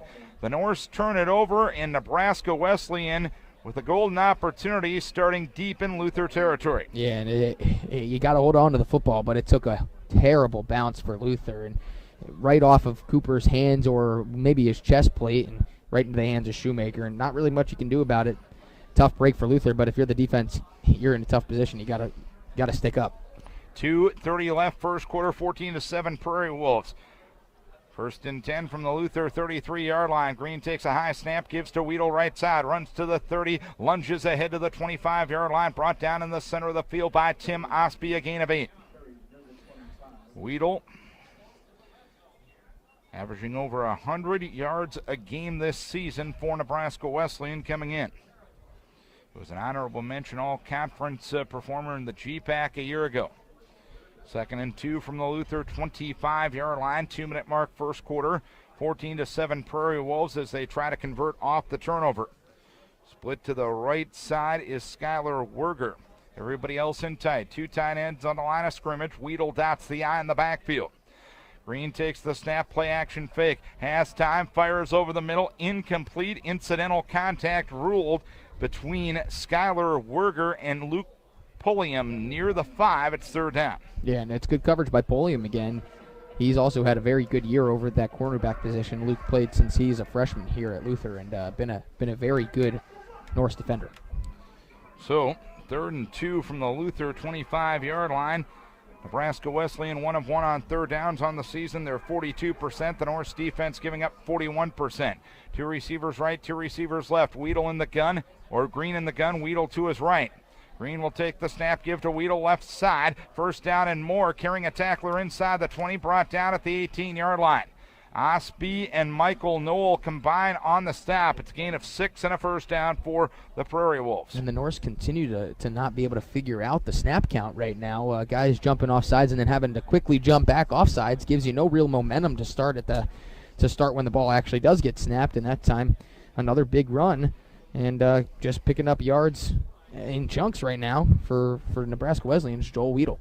1:20 to play, first quarter, 14-7 Prairie Wolves. 1st and 10 from the 19-yard line. Give off the left side to Sawyer Kane, the running back. He'll get to the 19-yard line and get bent back from there. Ethan Murphy making first contact. Ricky Humes also there. They'll mark him at the 19. It's a gain of 0. Yeah, good penetration there up front, and it's always good to see your free safety come down in run help and make the tackle at the line of scrimmage. You love to see that. 2nd and 10 from the 19-yard line. Football left or near side hash. We're inside of a minute to play first quarter.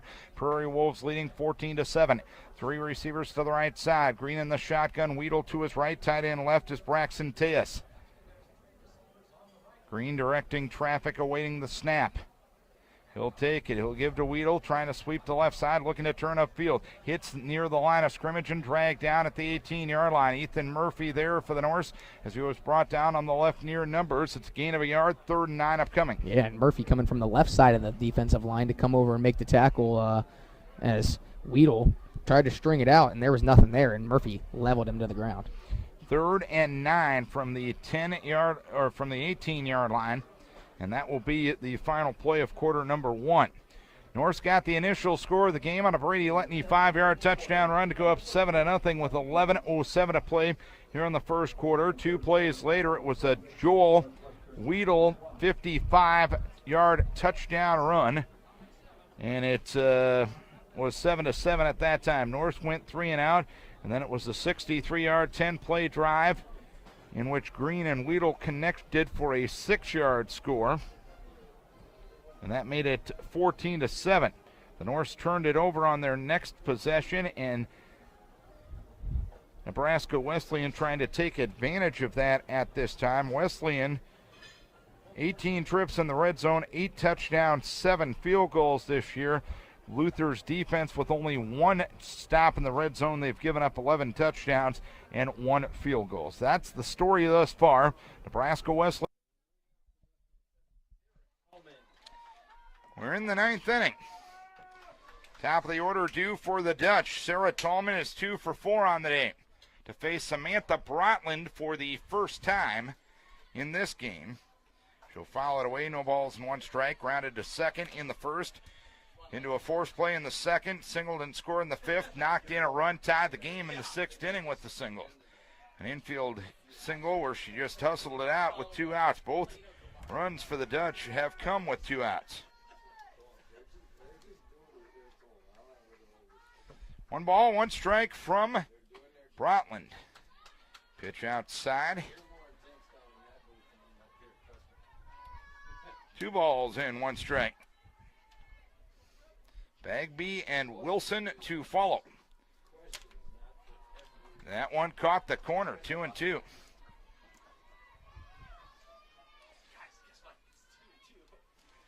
Two balls, 2 strikes in a 2-2 game. Bagby towards first. Stockman will try to apply the tag and will do so. 3 unassisted, 1 away.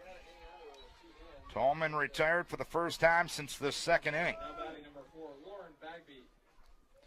Bagby, 1 for 4, flew out to right in the 1st, struck out looking in the 3rd, struck out swinging in the 5th, and singled in the 7th. First pitch out of the zone from Brotland, 1 ball, no strikes.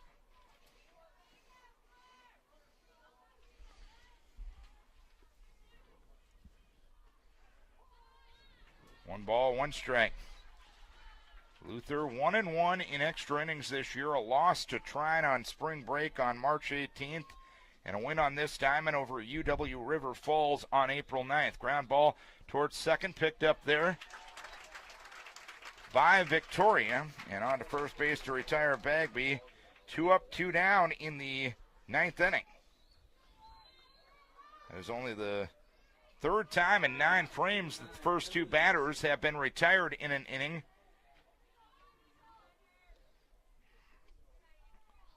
By the Luther defense. Pitch outside to Emily Wilson. 1 ball, no strikes. Wilson 1 for 3 with a walk.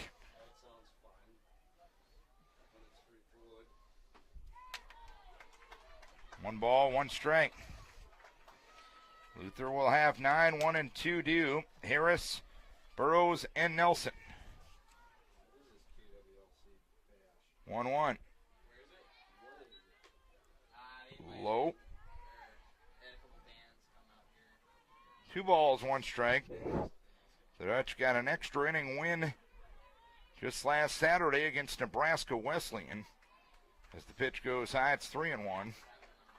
They lost to Wisconsin La Crosse on March 19th in extra innings. So both teams 1-1 in extra frames this year. 3-1. Hit well towards left field. After it is Burrows. It's going to be one hopping against the fence. Wilson chugging towards second. Burrows' throw not in time. So Emily Wilson gets a double with 2 outs in the 9th inning.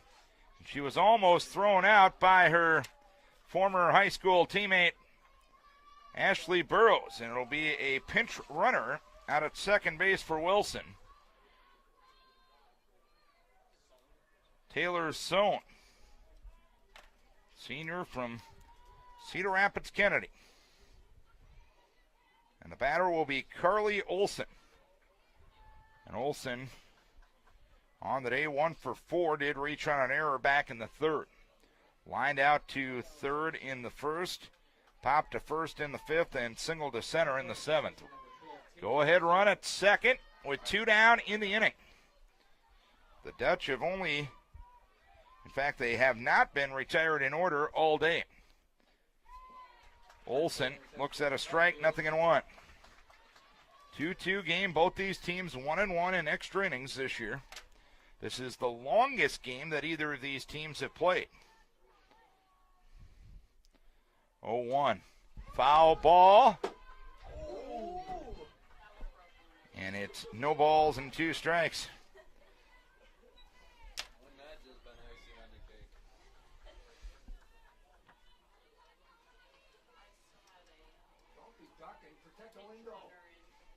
0-2 the count. Put your hands up there. Get the shock off it. I'm trying. I think that's going to make it more likely to get broken. The runner at second is Sohn. The batter is Olson. The pitcher is Brotland. Samantha ready, the 0-2. Boy, that one was just off the plate. 1 ball, 2 strikes.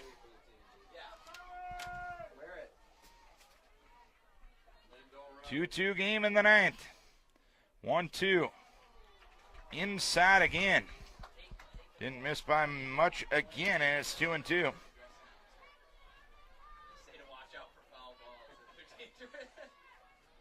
So the deuce is wild. And the pitcher against DP matchup. Olson doing a good job of fighting off a pretty good changeup that time from Brotland.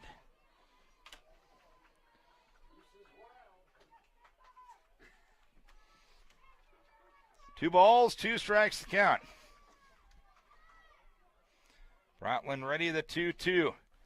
Foul ball over the head of Coach Wares in the third base box and off the top of the dugout on the third base side, occupied by the Central Dutch. 2-2 with 2 down. Pender and Brotland making sure they're on the same page.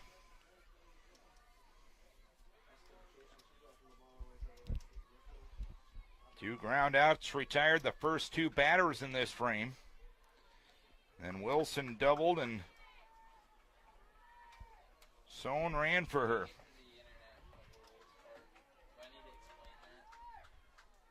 Two and two the count. 2-2 the count remains. Tension building with every pitch. Fun softball game to be a part of. Another 2-2. Low, and now it's full. Will the at-bat get decided on the 8th pitch of the at-bat? Runner at second, 2 down. A run in the 5th and the 6th for Central. A run in the 2nd and the 5th for Luther. 3-2. Hit well, left center field, and that ball is off the fence.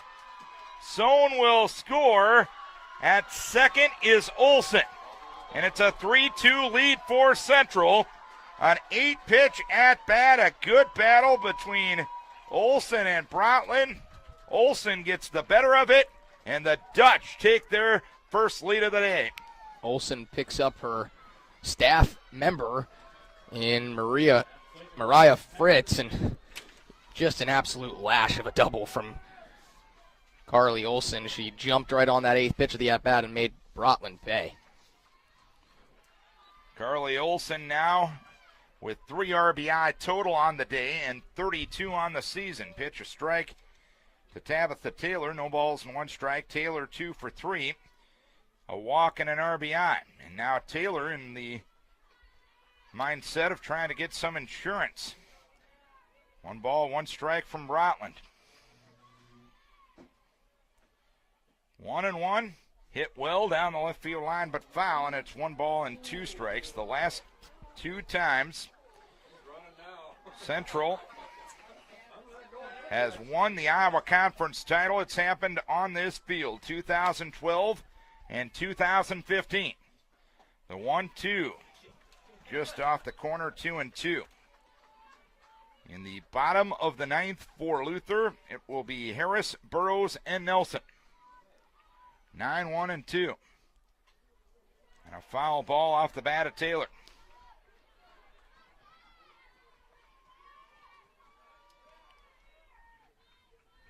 Two and two with 2 down. 2-2. Low and in the dirt, and now it's 3-2. All 3 Central runs have scored with 2 outs today.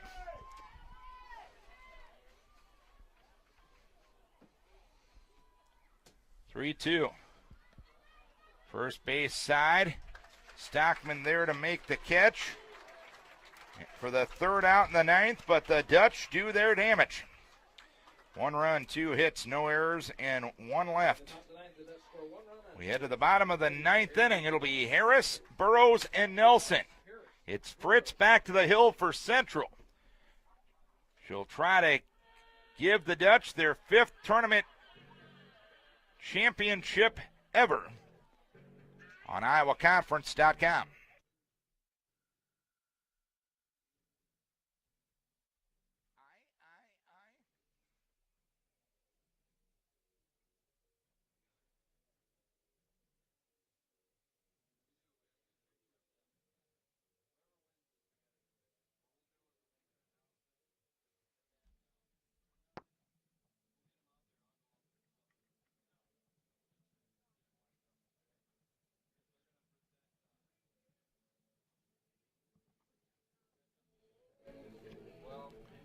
Central 3, Luther 2 as we go to the bottom of the 9th inning.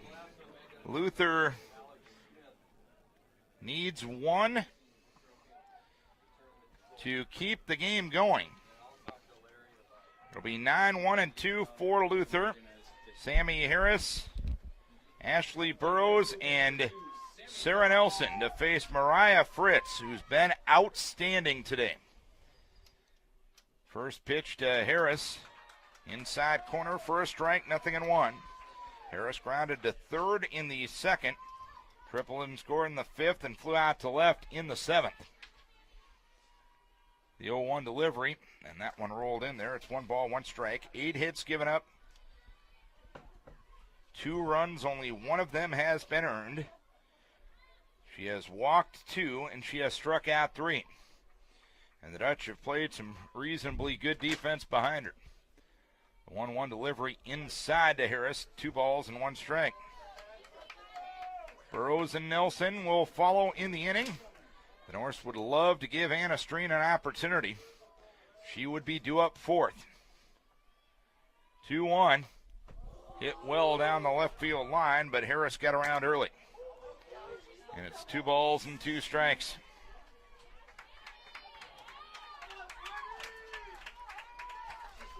3-2 Central, bottom of the 9th.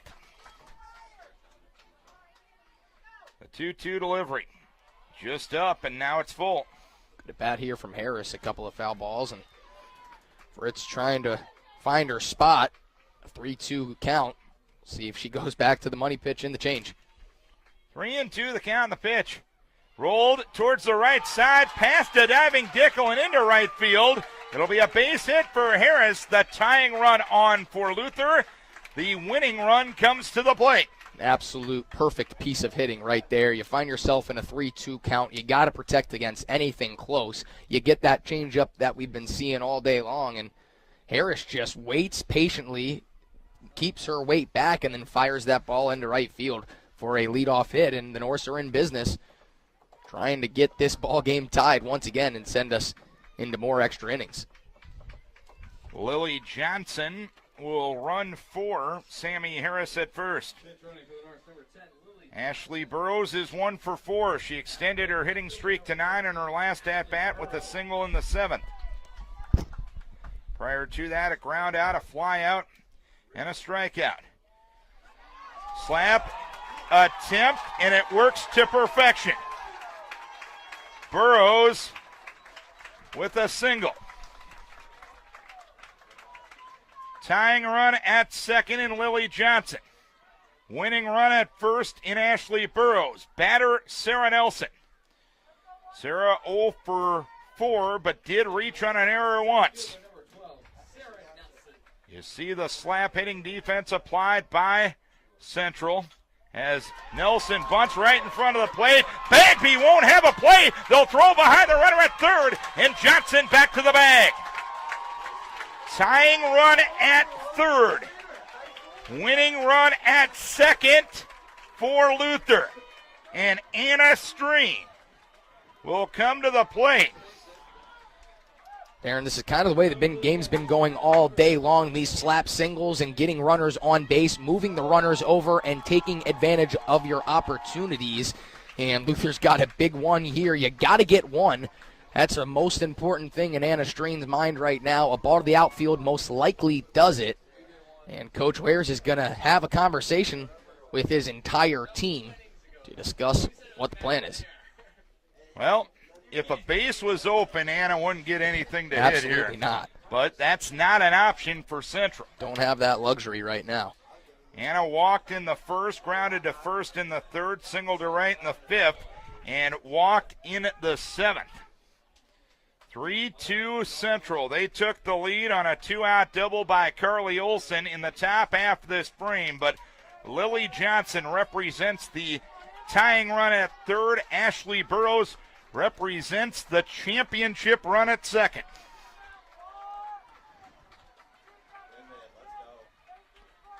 Anna Streen at the plate. Second in the nation in on-base percentage, second in RBI, and third in batting average starting the day. First pitch low, 1 ball, no strikes.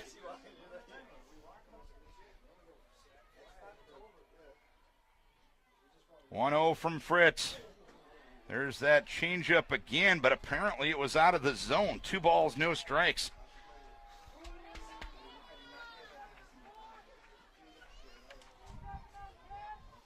Infield up at all 4 spots. Dutcher coming home. 3-0 the count to Streen. Mariah Fitz has been outstanding today. 3 balls, no strikes the count. And the 3-0 taking all the way is Streen for a strike. It's now 3-1. Natalie Stockman on deck. 3-2 Dutch, bottom of the ninth. But the base is loaded with nobody out. 3-1. Fly ball, center field. Angling over and catching it is Tolman. Tagging and scoring is Johnson. And we are tied. RBI number 62 on the season for Anna Streen. We are tied at 3. You talked about it, Hunter. Anything to the outfield likely scores a run. A well-hit ball. And the sacrifice fly ties it for Luther. Point number 20, Natalie Stockman. Put the run up. Natalie Stockman does not have a hit against Central this year. She's 0 for 3 today. She's 0 for 10 on the season. She's behind in the count, 0-1. Burrows second, Nelson first, 0-1. Riser, and she laid off of it. 1 ball, 1 strike. It's got to be one of the hardest pitches to lay off when you're going against Fritz. You're expecting that off-speed pitch. You get something high in your eyes, and just laying off of it. 1-1, grounded foul, and now Stockman trailing in the count 1-2. There will at least be the possibility of a 10th inning. The game can only end with another Luther runner crossing the plate in this frame. 1-2 the count. The pitch to Stockman inside for 2 balls, 2 strikes.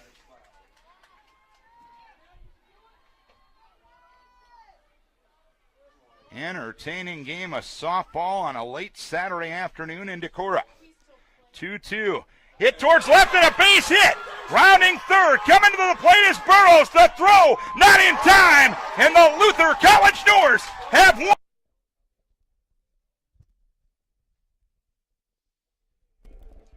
DS squared in the broadcast booth today. Darin Svenson, David Schindler. DS, greatest initials in the world. Your thoughts? I couldn't agree more. Andrew Whalen on the camera and the computer. 6-4 Luther. Joe Silversmith trying to close it out for Cody Reimer. As Blake Mahoney, first ball swinging, hits one into the hole at short, underneath the glove of Halverson and into left for a base hit. So the tying run will come to the plate as Mahoney reaches for the 4th time. He's officially 2 for 5. That insurance run was big to get in the bottom of the 8th. Now you don't have as much tension with a runner on base. Jacob Thuman, 4 for 4. 2-run double, run scored in the first, infield hit in the third, single to left in the 5th, double to right in the 7th. That was his only at bat against Silversmith. A breaking ball low and away, 1 ball, no strikes.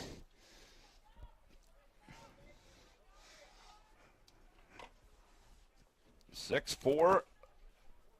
Luther with the lead. Wartburg out hitting Luther by a 12-10 margin. Pitch blown away, and it gets by Athman.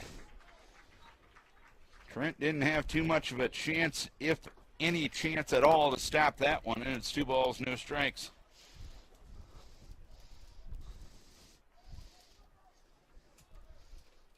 Silversmith can't get too tense here. He does have a 2-run margin he can work with.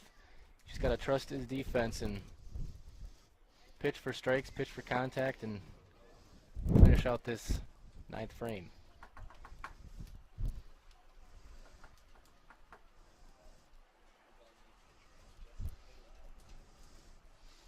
Two-0. Swinging a foul, right side out of play. 2 balls, 1 strike. Game number 2 of softball. Luther has taken a 1-0 lead in the second on KO. Luther dropped game number 1 by a 3-2 margin to the 7th-ranked Co-Hawks. Luther ranked 5th this week. North's back home tomorrow. 2-1. In there for a strike. Thuman not pleased with the strike at the letters. And it's 2 balls and 2 strikes. But that was your rule book strike zone right at the armpits. 2-2 the count. Silversmith looks back in the pitch. Breaking ball down and in. And now it's 3 balls, 2 strikes. North needs out 25, 26, and 27 to call this one good. But you know, a team on a 9-game winning streak isn't going to go down without a fight. 3 balls, 2 strikes on Thuman. Silversmith ready, the 3-2 swing, and a foul at the plate. Thuman got a piece. And just barely.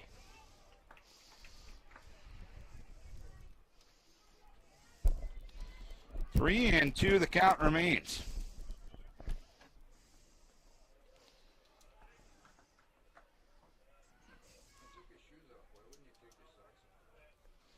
Three-two. Swing and a miss at a breaking ball. Silversmith gets his 3rd strikeout. 1 down here in the 9th. That's a big strikeout to sit down Thuman, who has been swinging arguably the hottest bat of anybody on either side. Zach Hovick 0 for 3 with a sacrifice fly. Spurs to bunt and looks at a strike from Silversmith. No balls and 1 strike. Hovick, the former Norseman of Roland Story High School up here in Norse Country himself, playing for the Knights now. A Norseman became a Knight. Interesting. Down in your neck of the woods. Yeah, that's down near Eldora. 0-1 on Hovick. Curveball taken low. 1 ball, 1 strike. Hovick, the sacrifice fly in the 1st, grounded to short in the 3rd. Grounded to the pitcher in the 5th, and popped to the 2nd in the 7th. 1 ball, 1 strike to count. 1-1 delivery. That got him in the helmet. Silversmith a little upset with himself for allowing that to happen. Hovick showing no worse for the wear after getting hit. So now the tying run on base, 1st and 2nd, 1 down. And Sam Van Fleet will be the batter. Grounded to 2nd in the 1st, singled in the 4th, grounded to the pitcher in the 6th, walked in the 7th. Pitch low, 1 ball, no strikes. Silversmith trying to win it for Reimer.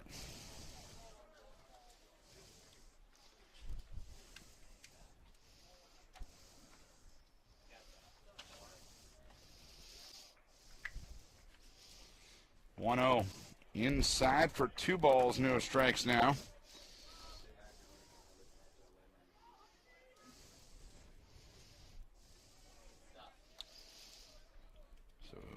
Joe will try to climb the mountain back 2-0 delivery inside. 3 balls, no strikes.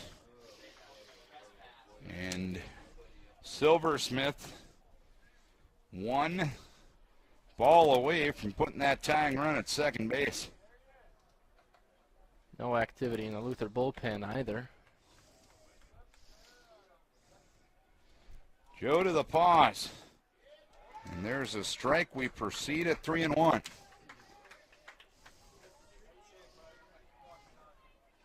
Infield playing at normal depth.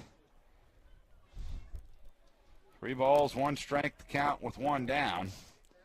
Silversmith ready in the 3-1 offering. Ground ball left side. Diving stop made by Halverson. He'll keep it on the skin, but that's all he'll be able to do with it. And now the Knights have the bases loaded. And 1 down, and Coach Brian Nickel out of the dugout. And a pinch runner will be coming in at first base for Wartburg. That pinch runner will be Austin Lechtenberg.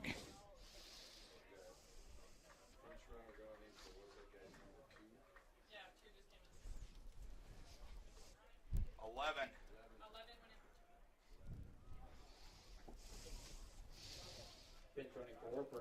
Mike Brown will be the batter. Coach Nickel having a conversation with Silversmith and Athman. Good play there from Halverson to keep that ball in the infield on that diving attempt. Sets up the force out at any base, including home plate. But the infield will play straight up and straight out with the 2-run margin, trying to possibly turn a double play. Brown stands in, 1 for 3, and was hit by a pitch. A curve just missed. 1 ball and no strikes. Bases loaded, 1 down, 9th inning. Within this 9-game winning streak for Wartburg, they had a 4-run rally in the bottom of the 9th to get a win over Simpson on Tuesday. So Wartburg does know how to come from behind. The 1-0 delivery. There's a strike on the outside edge. 1 ball, 1 strike.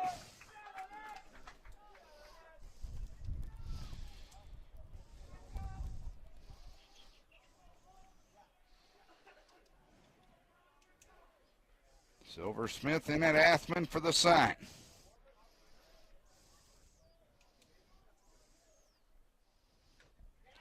Swinging a foul at the plate.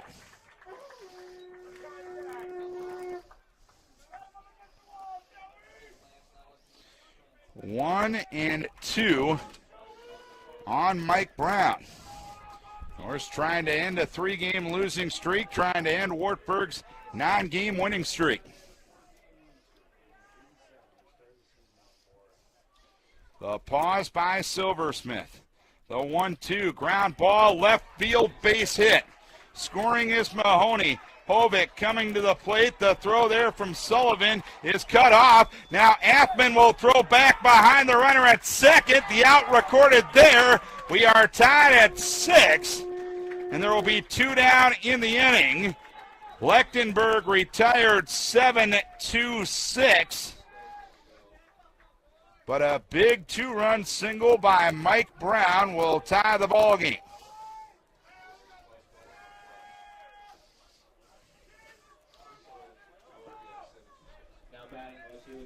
Two down in the inning. Go ahead run at first, and David Fitzgerald will be at the plate. Mike Brown now with 18 RBI on the season. Pitch goes low, 1 ball, no strikes.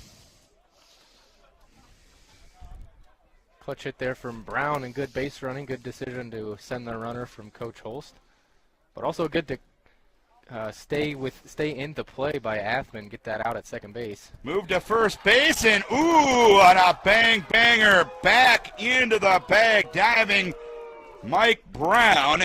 Mike Brown was a whisker away from becoming the 4th Wartburg Knight to be picked off by a Norse pitcher today. That was awfully close. 1-0 the count. Another move to first base. Back to the bag diving is Brown. And you notice Brown's lead wasn't as big the last time.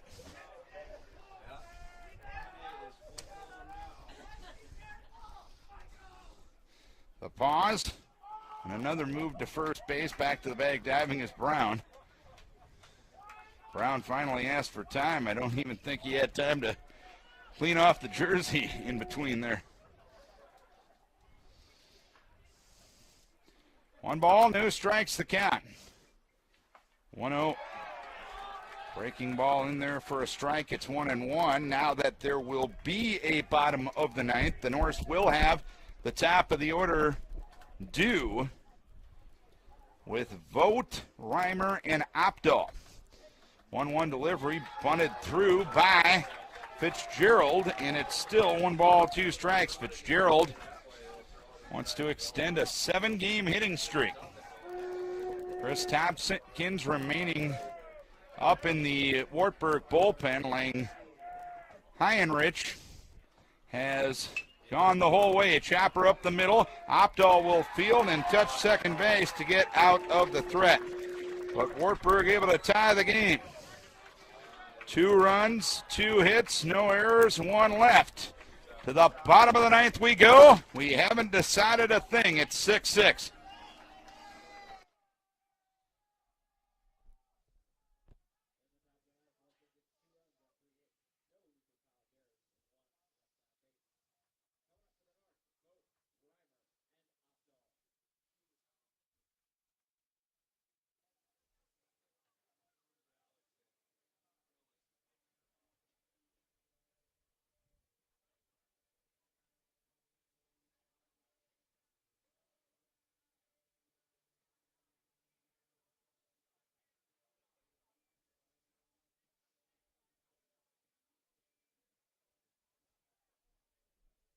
Pitching. Got it. 13 pitching for them.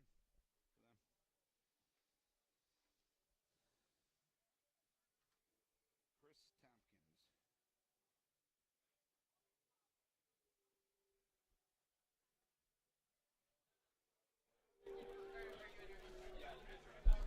Tompkins. A new pitcher in for the Knights, Chris Tompkins, a junior from Dubuque Hempstead, will enter the game and become the pitcher of records. He's 1-0 with a 2.87 ERA, 7th appearance all out of the pen, 1 save, 15 2/3 innings, 16 hits, 5 earned runs, 3 walks, 11 strikeouts, and opponents hitting .262 against him. Max laying Heinrich gives up 6 runs, 5 earned on 10 hits in 8 innings. He walks 1, he hits 1, and he strikes out 5. Tompkins now the pitcher of record, but the Norse have the top of the order due. It'll be Jake Vogt, Cody Reimer, and John Opdahl. If anyone gets on, Joe Silversmith.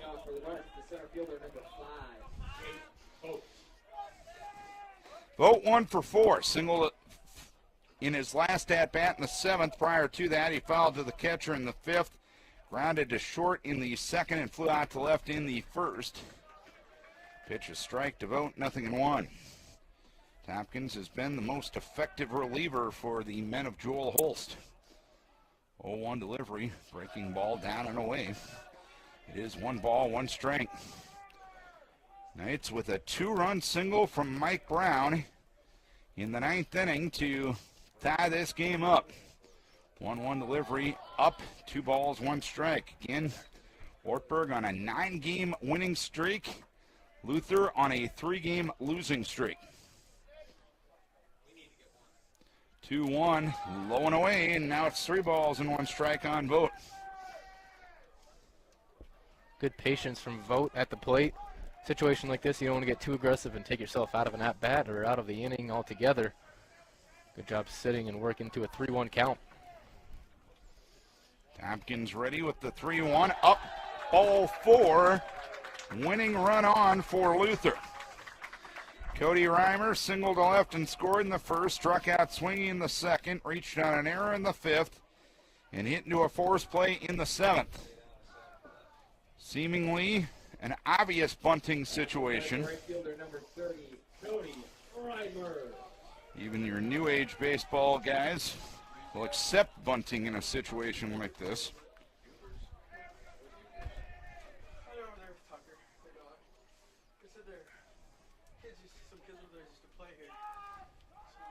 Reimer with one sacrifice bunt this year. Pitch on the outside edge for a strike, 0-1. Norris trying to lay a bunt down today has been a bit of an adventure. Vogt fouled one off in a bunting situation to an out in the 5th, and a squeeze play didn't work as Reimer squares to bunt and bunts that one foul, so it's no balls and 2 strikes. So do you keep the bunt on in a situation like this? It would take some brass stomach, shall we say, to do so from a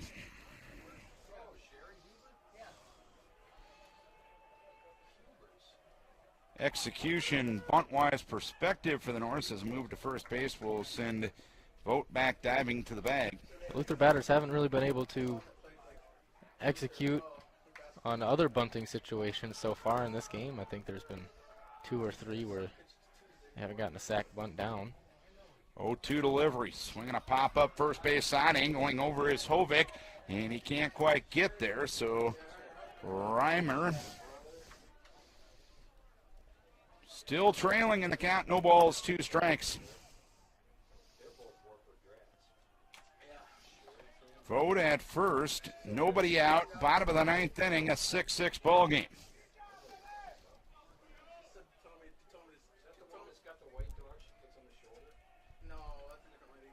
The pause by Tompkins. And the 0-2, swing and a miss. First out of the bottom of the 9th. 3 of the last 5 games for the Norse have gone to extra innings. Norse trying to avoid that from happening here as John Opdahl will stand in. Opdahl lined to right in the 1st, flew out to right in the 3rd, fouled, or rather into a force play in the 5th, into a double play in the 7th. A move to first base and back to the bag diving is Vogt. On a 3-1 count back in the 7th with a runner at first and 1 down, the Norse chose not to hit and run, and it ended up being a 4-6-3 double play in this same situation. Pitch down and away to Opdahl, 1 ball, no strikes.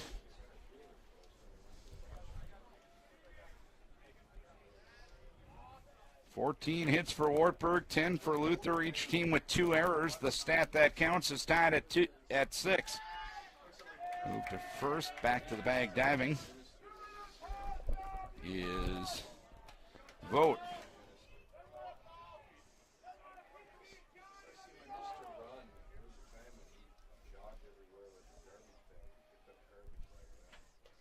Pitch up.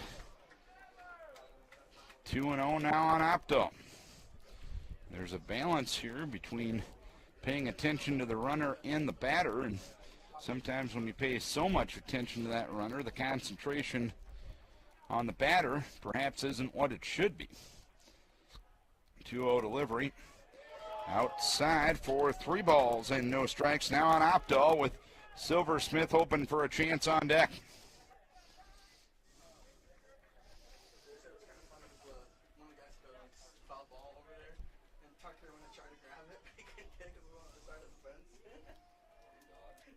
The pause, the 3-0 taking all the way as Opdahl for a strike. It's now 3-1.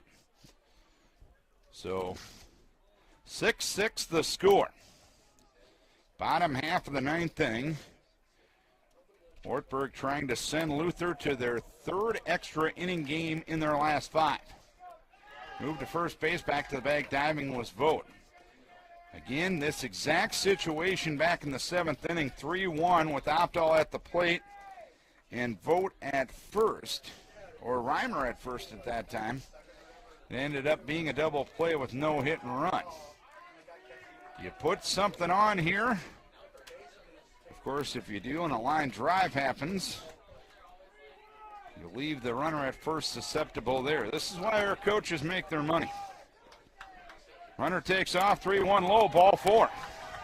So now the winning run up to second base for Luther.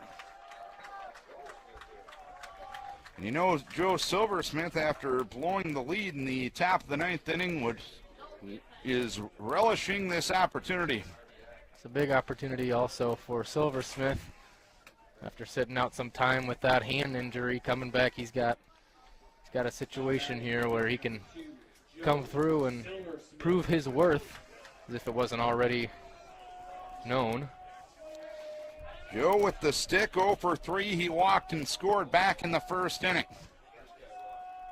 The pitch, outside corner, good breaking ball taken for a strike. It's 0-1.